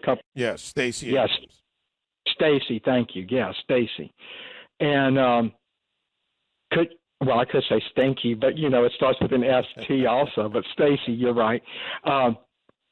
She is delusional, like a lot of other people. I mean, she still runs around saying, "Y'all know I'm the governor," and people give her credit. And for her to say something, and I think she's younger than both of us, especially me, because I'm 62 going on 63, and she doesn't even know what Jim Crow was like. But she'll throw the term around because it's a buzz phrase.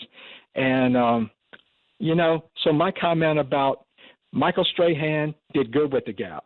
Stacey Abrams, bad for the Gap. Don't shop at the Gap. Well, that's Had to come up with something, huh? choices. No, well, Bill, look, people.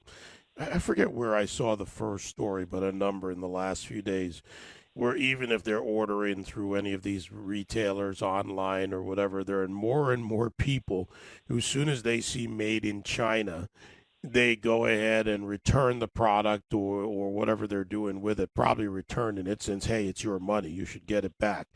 And more people, I'm starting to see stories, are researching before they order online. And if you look somewhere in the specifications or you look somewhere in the information, however they list it on the particular retailer's website, it'll tell you the country of origin or at least something about the point of origin. People need to realize that their choices, and we can't get away from everything, right? It just isn't possible.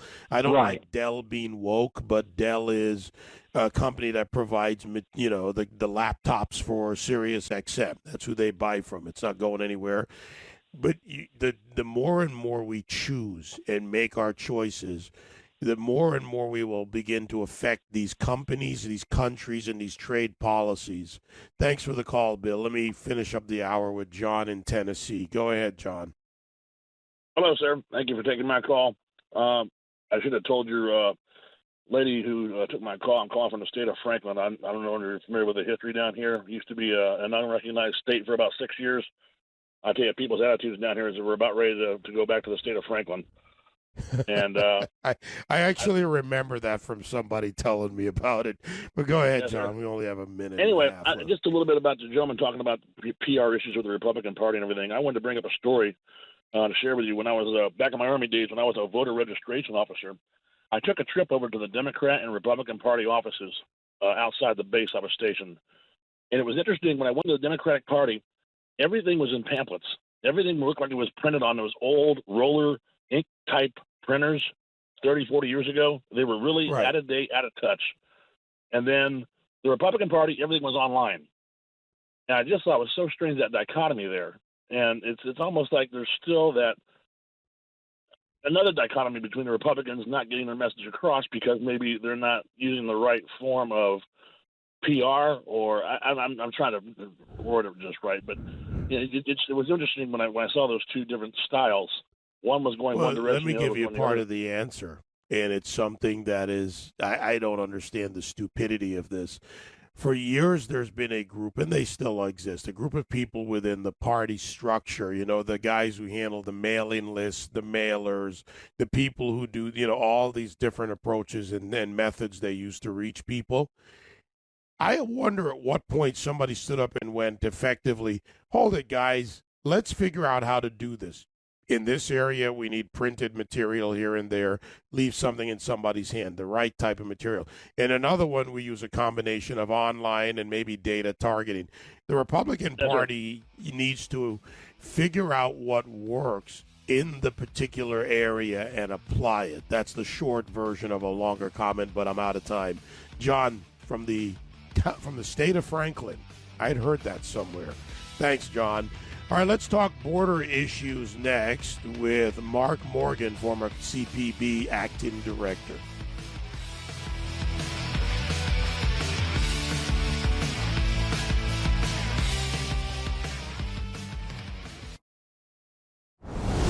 Truth is the authority. All right, first thing, bring your A game because I'll take nothing less. I mean, we don't need more regulations. We need far less of them. We're going to have an open and honest discussion, but the numbers are what matter. The facts matter. Forget about the Republicans and the Democrats for a minute. Let's talk about the people. I've lived the American dream, and I want so many more people to be able to live the American dream. My show is what it says. It's common sense. We've jettisoned political correctness. It's principles and policies that work for everybody. I just want to talk about how to fix this country. The David Webb Show.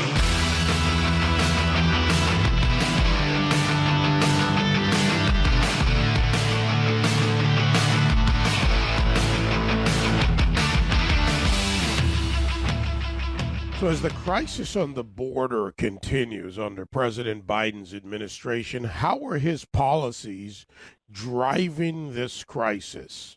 Mark Morgan, former acting CPB director, joins me now. He's also a visiting fellow at the Heritage Foundation.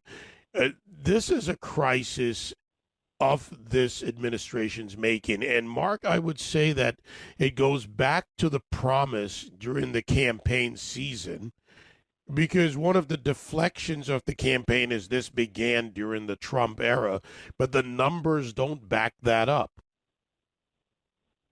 David, look, you're absolutely right. Look, you say all the time on your show, which I agree, facts matter. Look, you're entitled to your own opinion, but you're not entitled to make up your own facts and rewrite history. And that's what this administration is trying to do and work overtime. They're trying to make us and convince us that we're not seeing what we're seeing and that somehow it's everybody else's fault but their own. Look, prior to the election, I was out there as well as a handful of others, telling the American people that if then under the campaign, if any administration did what the Biden campaign said they were going to do, they would create an unmitigated crisis. Then after the election and Biden won, we participated in hundreds of exhaustive briefings to the Biden transition team. We warned them. We told them that if you do what they've done, you would create an unmitigated crisis. The numbers would skyrocket. Our facilities would be overwhelmed and dangerously overcrowded, and you would create the crisis we had. They ignored us. They dismissed us, and they absolutely did not heed the warnings of the border security experts. We're here right now. This crisis is one reason only: the Biden administration's ideologic hubris. What was the reaction? They ignored you, as you said, but was there an in-the-room reaction, or was this the typical let's just take it and walk away? Because their plans have been in place, not just with the Biden administration, but in the actions of the Democrat Party prior to this at the state and federal level. Their goals to increase this problem.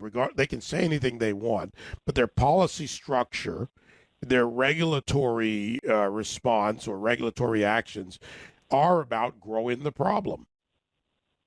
Yeah, I couldn't agree more. Look, Dave, I've been doing this for 35 years. I've served under 6 administrations, Republican, Democrat. This is not a right or left thing. This should be an American thing. And I agree that a lot of people are saying, oh, well, they didn't have a strategy. I completely disagree. They are actually implementing and executing their strategy. But from a sovereign nation perspective, from a rule of law perspective, from our national economic security aspect, what they're doing makes no sense. At the end of the day, you can draw no other conclusion, in my opinion, is that they see perceived political benefit, either through the census and increase in House seats, or every illegal alien they find a pathway to citizenship is going to equate to a Democratic vote. I believe that's their perception. And on that basis, they're executing their plan just as they've designed all along. I completely agree with you. There are a couple of angles to this that don't get much discussion, and they're difficult to discern. One is other countries and their interests and actions. For instance, you have interest in doing harm to the United States by our opponents and enemies around the world. The cartels have a monetary incentive. They traffic in drugs, human trafficking, they traffic in terrorism. That has also been an issue with just being paid to bring terrorists into America. So what about other nations as actors? Are there other nations that are acting against our interest and now, for whatever reason, more aligned with the Biden administration? Well, and I'll add another one, David. So not only everything you just said, I agree with. I'll add another one. Let's talk about remittances, right? So the flow of illegal immigrants into this country that are allowed to stay here illegally, they ship back a tremendous amount of money back to their home country. I mean, Mexico's GDP is dependent on those remittances. So there's always been this thought process that they get specific rewards for that. And then let's talk about the cartels, the smuggling organization. I think everybody understands the power and control they have over the government of Mexico and really, in elements of the Western Hemisphere. Look, by this administration policies, of course, look, I keep saying the only winners of this really at the end of the day are the smuggling organizations and cartels. If you look at, between 1.5 to 2 million, now we're going to look at trying to illegally enter this country, conservatively 5,000 an individual, you're looking at a $10 billion increase in their net revenue. I mean, look, they're laughing all the way as their bank accounts are growing. And of course, they're benefiting from these policies right now. From a law enforcement perspective, and you certainly have a lot of experience there, what kind of effect does this have on the law enforcement structure in this country? And part two of this question, we have private agencies, whether it's a Pueblo Sin Fronteras out of Chicago, Endeavor out of Austin, Texas, Catholic Charities out of New York City. They provide legal help. Now, it's a gray area, it seems, between their actions and the reality. Does law enforcement have a role to play when you have individuals and organizations working contrary to federal law by either aiding or harboring illegal entry into this country? Look, Dave, I think you're spot on. Your listeners really need to pay attention to this because we've been saying this for a while. I'll go a step further, and I'll say this on your show. I believe our country right now, the United States, is actually complicit in helping the facilitation of a crime, of those. I think we're complicit in facilitating the last chain of the illegal immigration. Look, you can go on Facebook right now, and the smugglers and the cartels, they're actually advertising right now, hey, we can get you to Austin, Texas. We can name a city in the country, say, hey, we can get you there. And how are they ultimately getting there? Well, they're getting there because we're incentivizing, encouraging, facilitating illegal entry across the border. And then we're going a step further. We are busing and flying those individuals who illegally enter to wherever they want to go in our country. So I think our government is complicit in that. And then, of course, there's a multitude of individuals. Let's take a mom or dad, right? We don't want to talk. I know I'm going to get some hate mail, but you've got a mom that's here in Denver illegally. And what are they doing? Coordinating with the human smugglers to grab their 15-year-old child to then smuggle the child in. And right now, we're going to allow that. And then HHS is actually going to facilitate bringing that 15-year-old to their mother that's here illegal to complete the smuggling process. I mean, that's where we're at right now. You know, the corporations, we talk about the organizations and, of course, the NGOs, the various other organizations who, by the way, don't have to report to the state governor's offices when they bring illegals in. I think that, actually, let me pause on that, Mark. There's a part of this that really bothers me. Deliberate use of private organizations. Endeavor in Austin gets an $86.9 million contract for hotels, but then they help facilitate through their 4 churches and other organizations moving illegal aliens into other states. They don't have to notify state governors. This is balkanizing America deliberately. Back to your point about complicit behavior, and they avoid notification even if anything would or would not be done about it at the state level. Again, I think you're spot on, and I'll go a step further. Right now, the federal government is actually, through FEMA, is actually giving some of these same NGOs that you're talking about millions of dollars.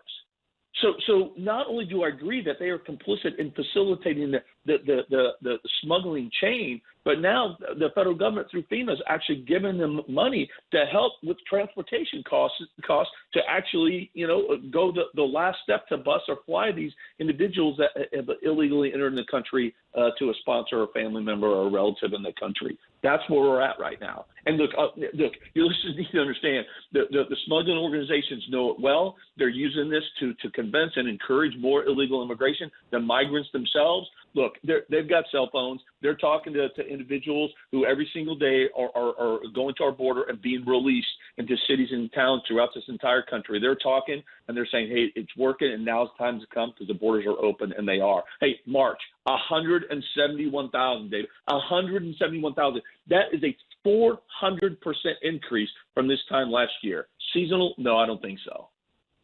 Let's take a look at the corporations, and that's where I was going a minute ago, but I want to get that point in. You have, for instance, Greyhound being contracted, other carriers being contracted to take illegal aliens from these facilities, and they give them the bus ticket. They don't get a notice to appear from the immigration court, if at all, and they take them as far as they want to go or where they claim they're going.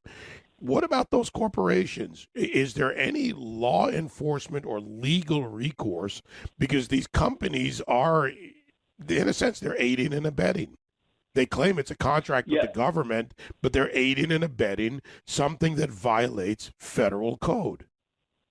Yeah, I think that's a good question to ask. But Dave, I'll go back to it's kind of hard when it's the government, itself that is actually the one that's driving the complicity in completing the smuggling chain. I think it's unconstitutional for the government, and I think that's where we need to start. I think we need more states like Texas, like AG Paxton, to step up and go to the courts and say what is happening is unconstitutional and it's unlawful. And quite frankly, I believe the president is violating Article 2 of the Constitution. Look, he's supposed to uphold the laws of this country, and that's the opposite of what's being done right now at our southwest border. Yeah, and what that needs is opposition. Law enforcement's taking a beating on this, and these men and women that have worked under your leadership and have to, for years to protect our borders and the system, not just on the border but around the country. They're stressed. Their families, they deal with this in so many ways. What have you heard from those men and women? How are they doing? So first of all, thanks for asking this. Look, their morale sucks right now. It's in the tanks, and especially when you have the current DHS Secretary Mayorkas that gets out on TV and quite frankly during testimony and just blatantly lies to the American people. He actually has the audacity to say, quote, the borders are secure. That's a joke. It's absurd. And all 63,000 men and women of CBP, specifically the Border Patrol, knows that was a lie and knows that it's a joke. Look, right now, we're averaging, because the crisis level numbers, again, 171,000 in March, 15-year high, 6,000 a day. The numbers of families, unaccompanied minors are skyrocketing. Border Patrol agents are being pulled off the line to provide that immediate humanitarian care that's needed, leaving large areas of the border unmonitored and unsecured. Look, you don't have to be a rocket scientist, to figure that out and being Captain Obvious. So then what's happening? Drugs are pouring through and criminal aliens are getting through. The rapists, murderers, pedophiles. I can keep going on and on. A couple of folks on the terrorist database. So no, they're not secure. And so these men and women, they know, and now they've got facilities that are 300%, 400%, 500% dangerously overcrowded. They never wanted to be here, and the sad part is we didn't have to be here, David. This was preventable, and we warned this administration, and they flat out ignored us. And so, yeah, you bet, the men and women of CBP are struggling right now. The president assigned, I call her the new sheriff on the border. Kamala Harris was supposed to take care of this. She went to Los Angeles. She cooked a nice pig roast and some rice and peas, a couple of hours from the border. 14 days later, she still hasn't addressed it publicly. Minor comments here and there and a little laughing off. But, when the rest of the world, those involved in any way in crossing our southern border or helping people do it, see this, I mean, what message does that send to them? Yeah, look, it sends a message loud and clear that they're not taking this serious. Look, Tom Holman, the former ICE director, and I went with a congressional delegation last week. We were standing tall there with a dozen sheriffs and ranchers and the congressional members. Look, Tom and I are retired. And we're still down there at the border. Where's the president? Where's the vice president? While we're experiencing a crisis that we all know clearly it's a crisis. But as you said, she when asked when she's going to the border, she laughs. But David, look, this is also the same woman that as a senator, she equated ICE to the KKK and called them racist. When she was with California, she bragged about how she prevented law enforcement in California from working with federal authorities to actually remove criminal aliens. She said she wants to get rid of ICE and dismantle it, decriminalize illegal immigration. I could go on and on and on. So quite frankly, I'm glad that she's not down at the border. I'm glad she's not doing anything here because she's just going to take a bad situation and make it worse. It's unconscionable. They couldn't have picked a worse person in this entire administration to be the border czar right now. Mark Morgan, former acting CPB director and Heritage Foundation visiting fellow. Look, you put together a team over there to keep us apprised, keep us informed on this. And we really need to keep this in front of the American people. They're seeing it every day, Mark. And I see a next level coming. And that is what happens with our resources for schools, for medical care, and for benefits paid for by American tax dollars that states and counties are now handing out to illegal aliens. That when that begins to grow, you mentioned 170,000 in March, plus when that grows more in the states later this year, I mean, I think we're reaching that untenable situation. Yeah, but here's what's very important, because we need to make sure when they say, hey, we're going to get a handle on this crisis, we need to define what that is. Look, under the Trump administration, when we said we're going to get a handle on the crisis, which we did, by the way, it was hard because we were about prevention, apprehension, detention, and lawful removal. Yeah, that takes an enormous effort, an enormous amount of resources in the United States government. You need a tremendous amount of authorities, policies, and tools. But we were making that happen, and we were effectively managing it under that strategy. What this administration, when they say management, what they mean is they are going to get better at reception centers. They are getting better at creating facilities to receive people and release them as fast as possible. And then to mask the magnitude of the crisis, instead of just dropping everybody off locally along the southwest border, they're going to get better, as we discussed, busing them and flying them to all areas throughout the United States, so it doesn't feel like the magnitude of the crisis that it is. And then on the back end, they're going to remove 90% of ICE's authority to lawfully remove them, basically creating a sanctuary country on the back end. Look, so if your strategy is let's build a process to release them as fast as possible and do nothing on the back end, that's a heck of a lot easier to do, and it's a lot easier to then mask the magnitude of the crisis. But mark my words, that's what they're doing right now. Yeah, they'll mask it for a moment, but there is a lot of pain for the people involved as well, not just for the American community and for those men and women who protect this country from so many things every year, every day for that matter. Mark, tough topic. We'll keep advancing, keep making the people informed, more informed with your help. Thank you. Anytime. Thank you. 866-95-PATRIOT, 957-2874. The Biden policies driving this crisis. I'll post the article in the break, and you'll have that on my social media at David Webb Show. This is the David Webb Show. David Webb. You know, think back a few decades. That sounds about right. Private citizens used to be, well, largely private. So what's changed? The internet. That's what changed everything. Think about everything. Browsing, searching, watching, tweeting, and so much more. All of that data being crawled, collected, aggregated by third parties into a public record. That's your public record.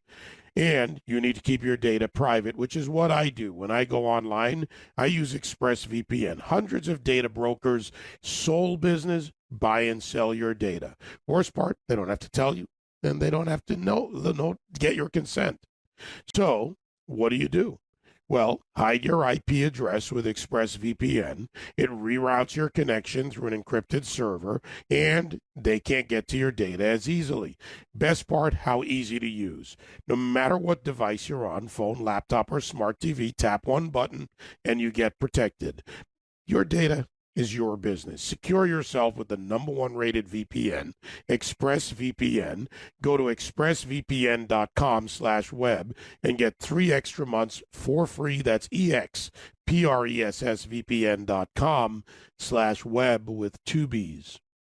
The David Webb Show, where your voices are heard. 866-957-2874. So let me go back to one of the points that was just made by my recent guest, Mark Morgan, former acting CPB director. And for this, I'll go to Gloria Chavez. Gloria Chavez is the Border Patrol's El Paso sector chief, USBP chief in the El Paso sector. about 264 miles of border with Mexico from West Texas and New Mexico. She tweeted a couple of days ago. Now, I don't know where she stands on this issue, but she tweeted, "Today I joined the BP Academy chief and graduates of the Class 01, the first class of Border Patrol Processing Coordinators, a new civilian position for processing duties. El Paso CPC will get 19 employees. Thank you, USBP Chief." That, of course, referring to Chief Rodney Scott, who is the chief of the U.S. Border Patrol. Let's see, I believe the 24th. But anyway, well, I'm not sure if I have that number right. And the founding members and congressional reps in making this a reality. Now, I butchered the tweet, but I want you to get the idea. The very first Border Patrol Processing Coordinator class graduated and are hitting the field. So they're improving the processing, which would be great if the policy that is wrapped around the processing included detention and removal of people who should not be allowed in the country. But that's not where the policies are. Again, Biden's border policies govern all of this. So Class 01 of the Border Patrol Processing Coordinators, when they process, what happens next matters. 866-95-PATRIOT, 957-2874. Karen, Texas, go ahead. Good morning, David. Thank you for taking my phone call. I understand that the Senate parliamentarian has made a decision about letting 2 more bills pass through with just a majority vote instead of using the filibuster. Is there any way that we as conservatives can fight this? Because I'm concerned that they're going to go ahead and pass HR1 and SR1 and the big infrastructure bill. I haven't looked as closely at that yet. I've seen the news. It's just been not off the radar, but on the list. The question is, can they use it effectively, this workaround? I don't know. They're working, Schumer's working to do this. I'll have to dig in it some more, and then I'd be curious to see what the Republicans can do, if anything. The Senate's very arcane. They have these rules that you can execute to your benefit or it can be executed against your benefit. So I just don't know until I dig into it, Karen. Okay. Well, I would really appreciate you looking into it because I'm very concerned about these bills coming through. Yeah. I mean, look, going back to Harry Reid and his what his actions were as Senate leader, the difference here for me, Karen, without, knowing all the details of this effort, is that the Democrats are looking to achieve now what they can embed. And anything, even if it's overturned later, doesn't matter. Because in Washington, nobody rips out what's put in, or rarely do they ever do it. One of the examples of Republican failure was Richard Cordray, whose appointment in the Obama years was actually overturned by the courts. Did the Republicans get rid of Richard Cordray and his agency that was created out of that? No. They did nothing about what the courts gave them the right to do. So you have a right to be concerned. Very reasons to be concerned. Roy, New Jersey. Go ahead, Roy. How you doing, David? All right, Roy. What do you have for me, David?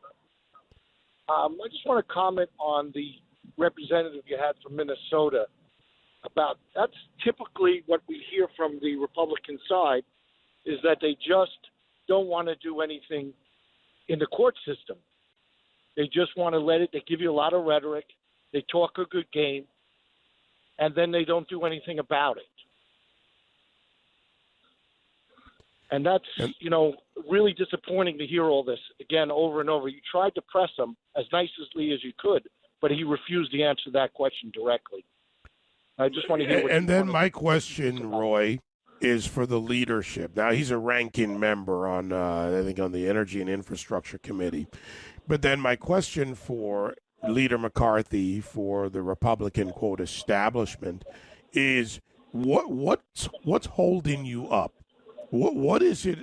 What's stopping you from where there's violation of federal law? Just think about the discussion I just had with Mark Morgan. The violations of U.S. code by this administration, the things being done. The Republicans haven't put one thing in place at the Beltway level. The state's attorney generals are doing the job that they can to fight it, right? They're fighting against Keystone. They're fighting against the immigration orders.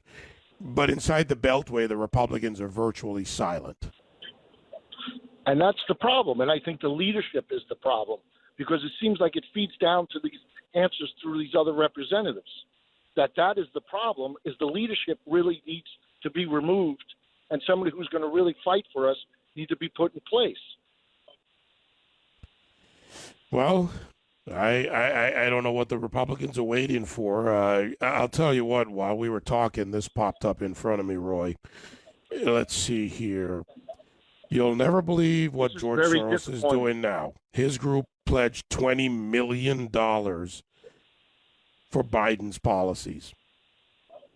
The Democrats, the Soros-funded organization, Soros himself and others, are advancing their policies. $20 million pledge by George Soros, which will be matched with, $40 million from the left-wing structure in this country.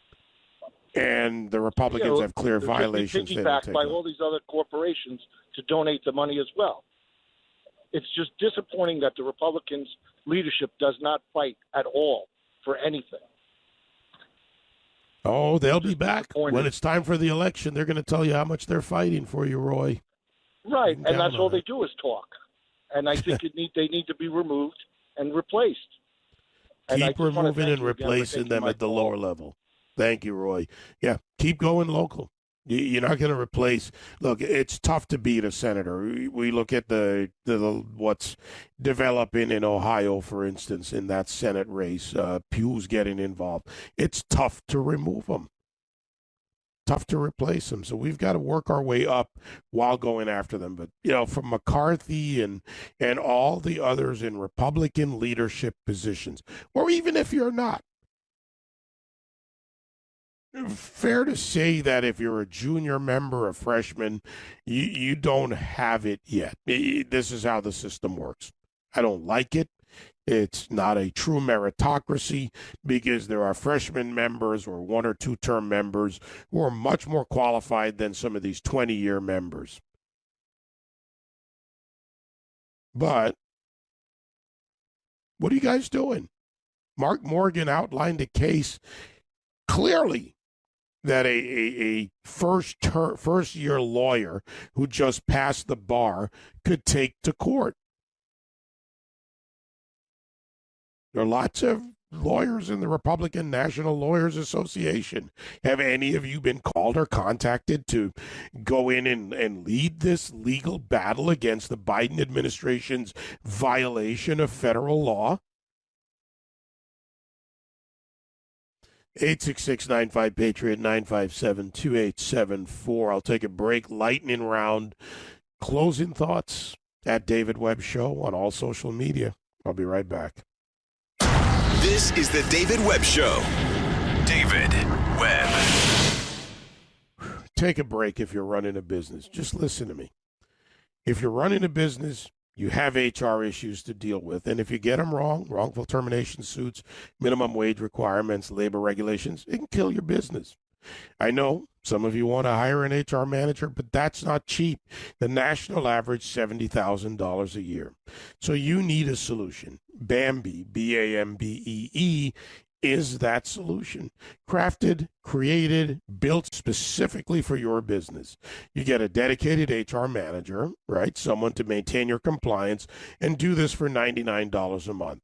You change HR from biggest liability to biggest strength, and your dedicated manager is available by phone, email, or real-time chat, handling everything, onboarding determinations, customizing policies to fit your business, and help you manage your employees day to day, all for just $99 a month, month to month, no hidden fees, cancel anytime. Let Bambee help. Schedule your free HR audit today at Bambee.com/web. That's BAMBEE.com/web with 2 B's. David Webb on the juggernaut of conservative talk. This is Sirius XM Patriot 125.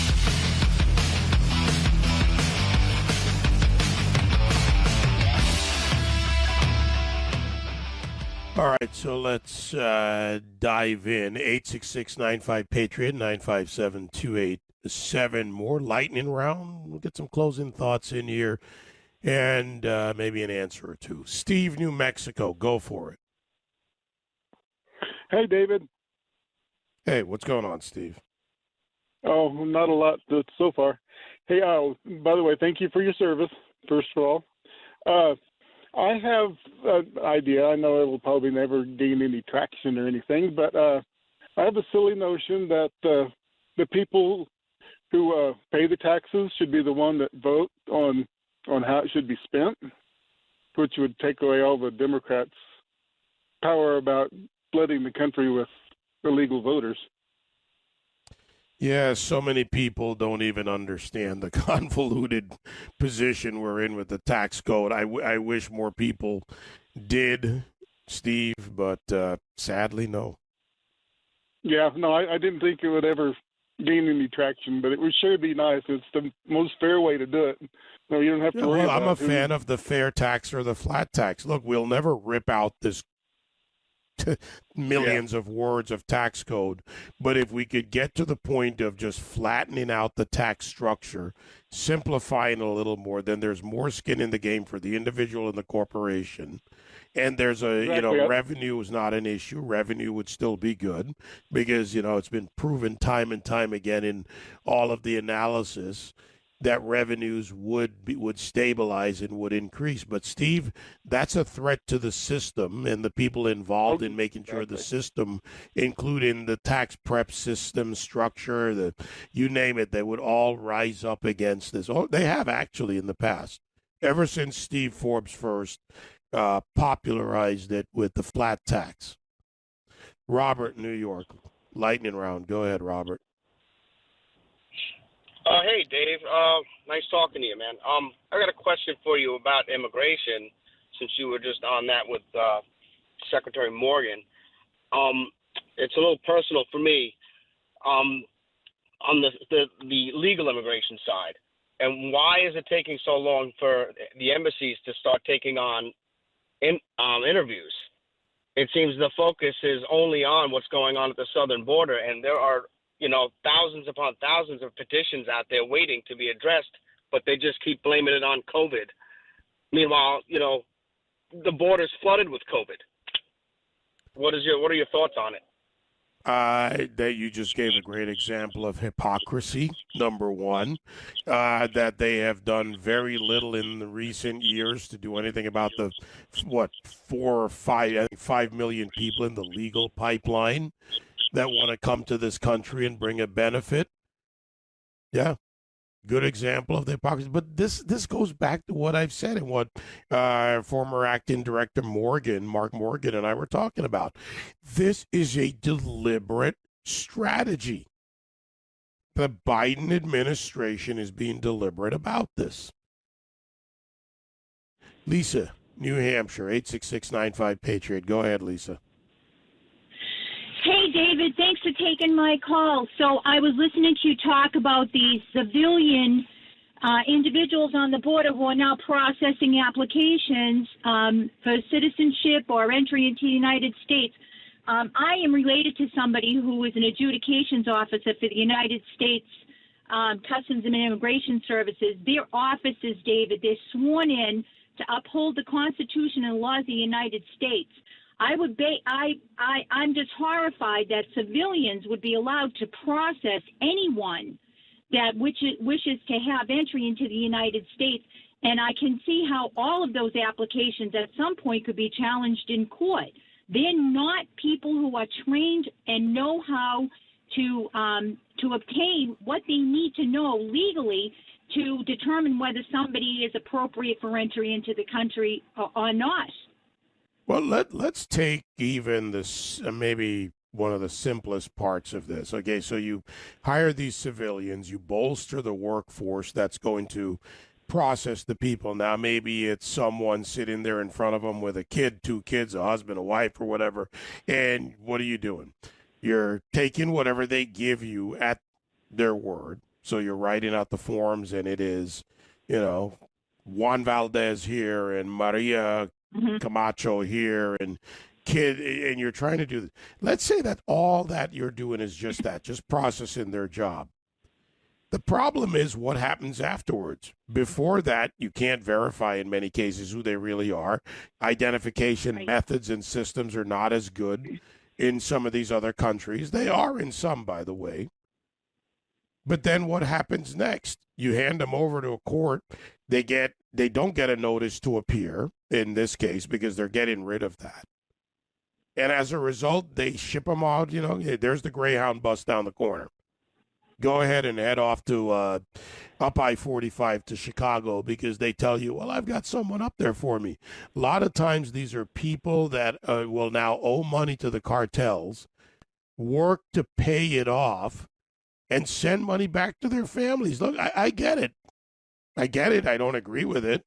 Economic migration it's better to be in a crap hole situation in America where you can earn illegally and send it back to feed your family. All right, I get it. It doesn't mean it should be done. 866-95-PATRIOT, 957-2874. Vito, Michigan. Go ahead, Vito. How you doing, David? Been a while since I called, but I'm not going to go into any of the positions you guys are talking about. The only thing that should be discussed on your radio show is how to get Joe Biden out of office. This guy is a criminal. He stole the election, and by you using the words, the Biden administration, you add credence to the fact that this criminal is the president of the United States by force. He was forced in. He didn't get elected. We should be only discussing how to get rid of this guy, get him out of there and get him in prison where he belongs. Well, that path is to, one, get rid of him in the next round of elections because you can't that's do where it. the system is. If HR 1 passes, you'll not have any more elections. Well, I don't know if I agree with that. As a matter of fact, I don't. I think it would make it increasingly more difficult, but not over. On getting rid of him, 4 years, we need to not only beat him, but we need to beat the Democrats because they're going to run Kamala Harris, and that is going to be a tough one to beat. I can't agree with that. There's enough evidence to put this guy in prison for life. Pelosi. Vito, if we got that in Washington, which I would love to see, then Hillary Clinton would have been prosecuted and so many others would have been prosecuted. I'm a realist. I don't like it, but I'm going to have to be realistic about it. Let's go to Oklahoma. Sean, Oklahoma, lightning round. Go ahead, Sean. Yes, sir. Just a quick question. I'm a big Second Amendment advocate. So not only on that front, but any front. I've been weaning myself off the news cycle since November because it was either that or I think I'm going to commit suicide. So my question to you is, are you the least bit hopeful that we're making any gains or inroads on the fight against this liberal agenda? Because it seems like everybody in the press and the politicians that I voted for, meaning the conservatives, they're really good about pointing out what's wrong and what's going on. They're good about bringing that to light, but frankly, I'm not hearing solutions, gains, or anything like that. And I just wanted to kind of get your take on it, just to see what you had to say. And I appreciate you very much. Thank you. All right, Sean, thanks. Look, like you, I hear them say it. What I don't see are the actions. But let me separate this from the state and the federal level. And at both levels, restriction of rights, control of the population, overregulation, all tools that they use regarding the Second Amendment, tax code, or otherwise, right? They want to suppress and control business and income and the economy. The Second Amendment is a big wedge issue. The state levels were doing better on the Second Amendment, and Cam Edwards will be back soon at some point to talk about that. We were talking offline, and Cam, and others that fight this are receiving the support of legislators who are working with governors. We saw another state, sorry, folks, I just can't remember right now who the other day signed in constitutional carry. Iowa, something like that. So at the state levels, we're gaining more and more wins. As far as the broad gun bans at the federal level, none of them of any significance has made it through. Feinstein's been after it for decades. So I can't call that one. I can't fairly say they won't get something through with this Democrat majority and with the reticent Republicans. Joe, New Jersey, go ahead.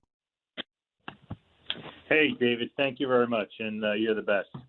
A couple things. One, do you think the Republicans, especially Mitch McConnell, is aware of how the Democrats don't play fair? They play to win. They'll do anything to win. Does he understand that yet? Because we don't play hardball, like the other caller said. No, look, he knows it. He's one of the old war dogs in the Club of 100, and he uses it when he needs to for his purposes. So they know it. This is the thing. They both know it. It's that finally, man, maybe if we keep growing, and we are growing, this cacophony of you've got to do something. Stop doing a damn press conference. Stop messaging. Don't send me a mail or an email or a text message or something on social media. File the damn lawsuit. Do something that draws them in front of a judge. I agree. I mean, but look what they're doing. I mean, they're jamming massive bills through without a single Republican vote. I mean, if that's not playing hardball, I mean, Mitch McConnell's nowhere near that. A lawsuit, fine, but these are massive, game-changing bills for our country. and he's sitting there as if, befuddled. It blows my mind. Yeah, well, I have my thoughts on that, but I won't be irresponsible with them on whether he's befuddled, addled, or compromised. And in the Club of 100, I would say that let's just say enough of them know enough about each other. That's why they just sit around and make deals. And that's why they don't make good presidents either, because we don't need deal makers. We need executives and leaders. Thanks for the call, Joe. Lindsay, North Carolina, go ahead. Hi. I just I feel like the voice of the millennial conservative, especially the female one, isn't heard enough. And in addition to that, I'm married to a Honduran legal immigrant, and we certainly feel like with the last Honduran election that we as Americans have experienced a Honduran election as of recent. And we feel like, my husband and I, that we could have saved $20,000 in legal immigration fees if we had already known that we were Honduras. So it's just very frustrating. But I feel like the voice isn't heard enough, and I feel like people don't really understand the position of legal Central American and Mexican immigrants. That is why we support Trump. No, look, you're the one that's, of a lot of the insults to the law, to the American people, the people who did it right. I don't know how many years it took to go through this process, but you're right. The money is part of this. A lot of people spend money hard working. 8 years. Yeah. So as a millennial, you've essentially been fighting to get this done. I mean, if I've got the age ranges right, I don't know. Sometimes I forget, the lines of what age. Well, I'm 35, bracket. so I'm just barely qualified, That's okay. But they're barely qualified to run our policies, to borrow your words. And their agendas, should be, well, I don't know, should be more than an insult. Thanks for doing it right, Lindsay. You and your husband. Thank you. All right. Let's see. Alabama, Rich, go ahead. Hey, Dave, what's happening? I love your show, and I love the Patriot lineup. So I'm originally from New York City. I'm retired military. I'm a retired first sergeant, 22 years. Here's the thing. It's kind of twofold. On one hand, you have these politicians that are just coming into Washington and obviously committing acts of treason. On the other hand, you have the American people who put these politicians in office. They vote them in. They know their policies. They know what they're about, where they stand, and they vote them in and they keep them into office. So it's a little bit conflicting on how this whole conundrum is coming about. But what I am waiting for and what I want to see is the American people to finally stand up and say enough is enough already. I mean, God bless. These politicians, Pelosi, Schumer, Elizabeth Warren, I mean, these people are just out of their damn minds, and they are clearly committing acts of treason. So at what point do the American people rise up, have a backbone, and take a stand? I mean, when does this happen? I mean, all this talk and ideas and comments, this is all going nowhere. I mean, we are about to go over the cliff. And there's going to hit a point when there's no coming back, and something has got to happen. I mean, you call it a revolution, whatever you want, but at one point we have to do something. I mean, look, it takes many forms. What? I'm out of time here, so I'll have to pause you there, Rich. Thanks for the call, brother. It takes many forms. There are different stages of revolutions. And if revolutions are successful in their early parts through the constitutional system, the changing, the removal, the prosecutive, they're successful in those areas. You don't get to that point where we, I think, don't want to be in a violent revolution. I'll have to leave it there and turn it over to Andrew Wilkow, he whose arguments cannot be broken.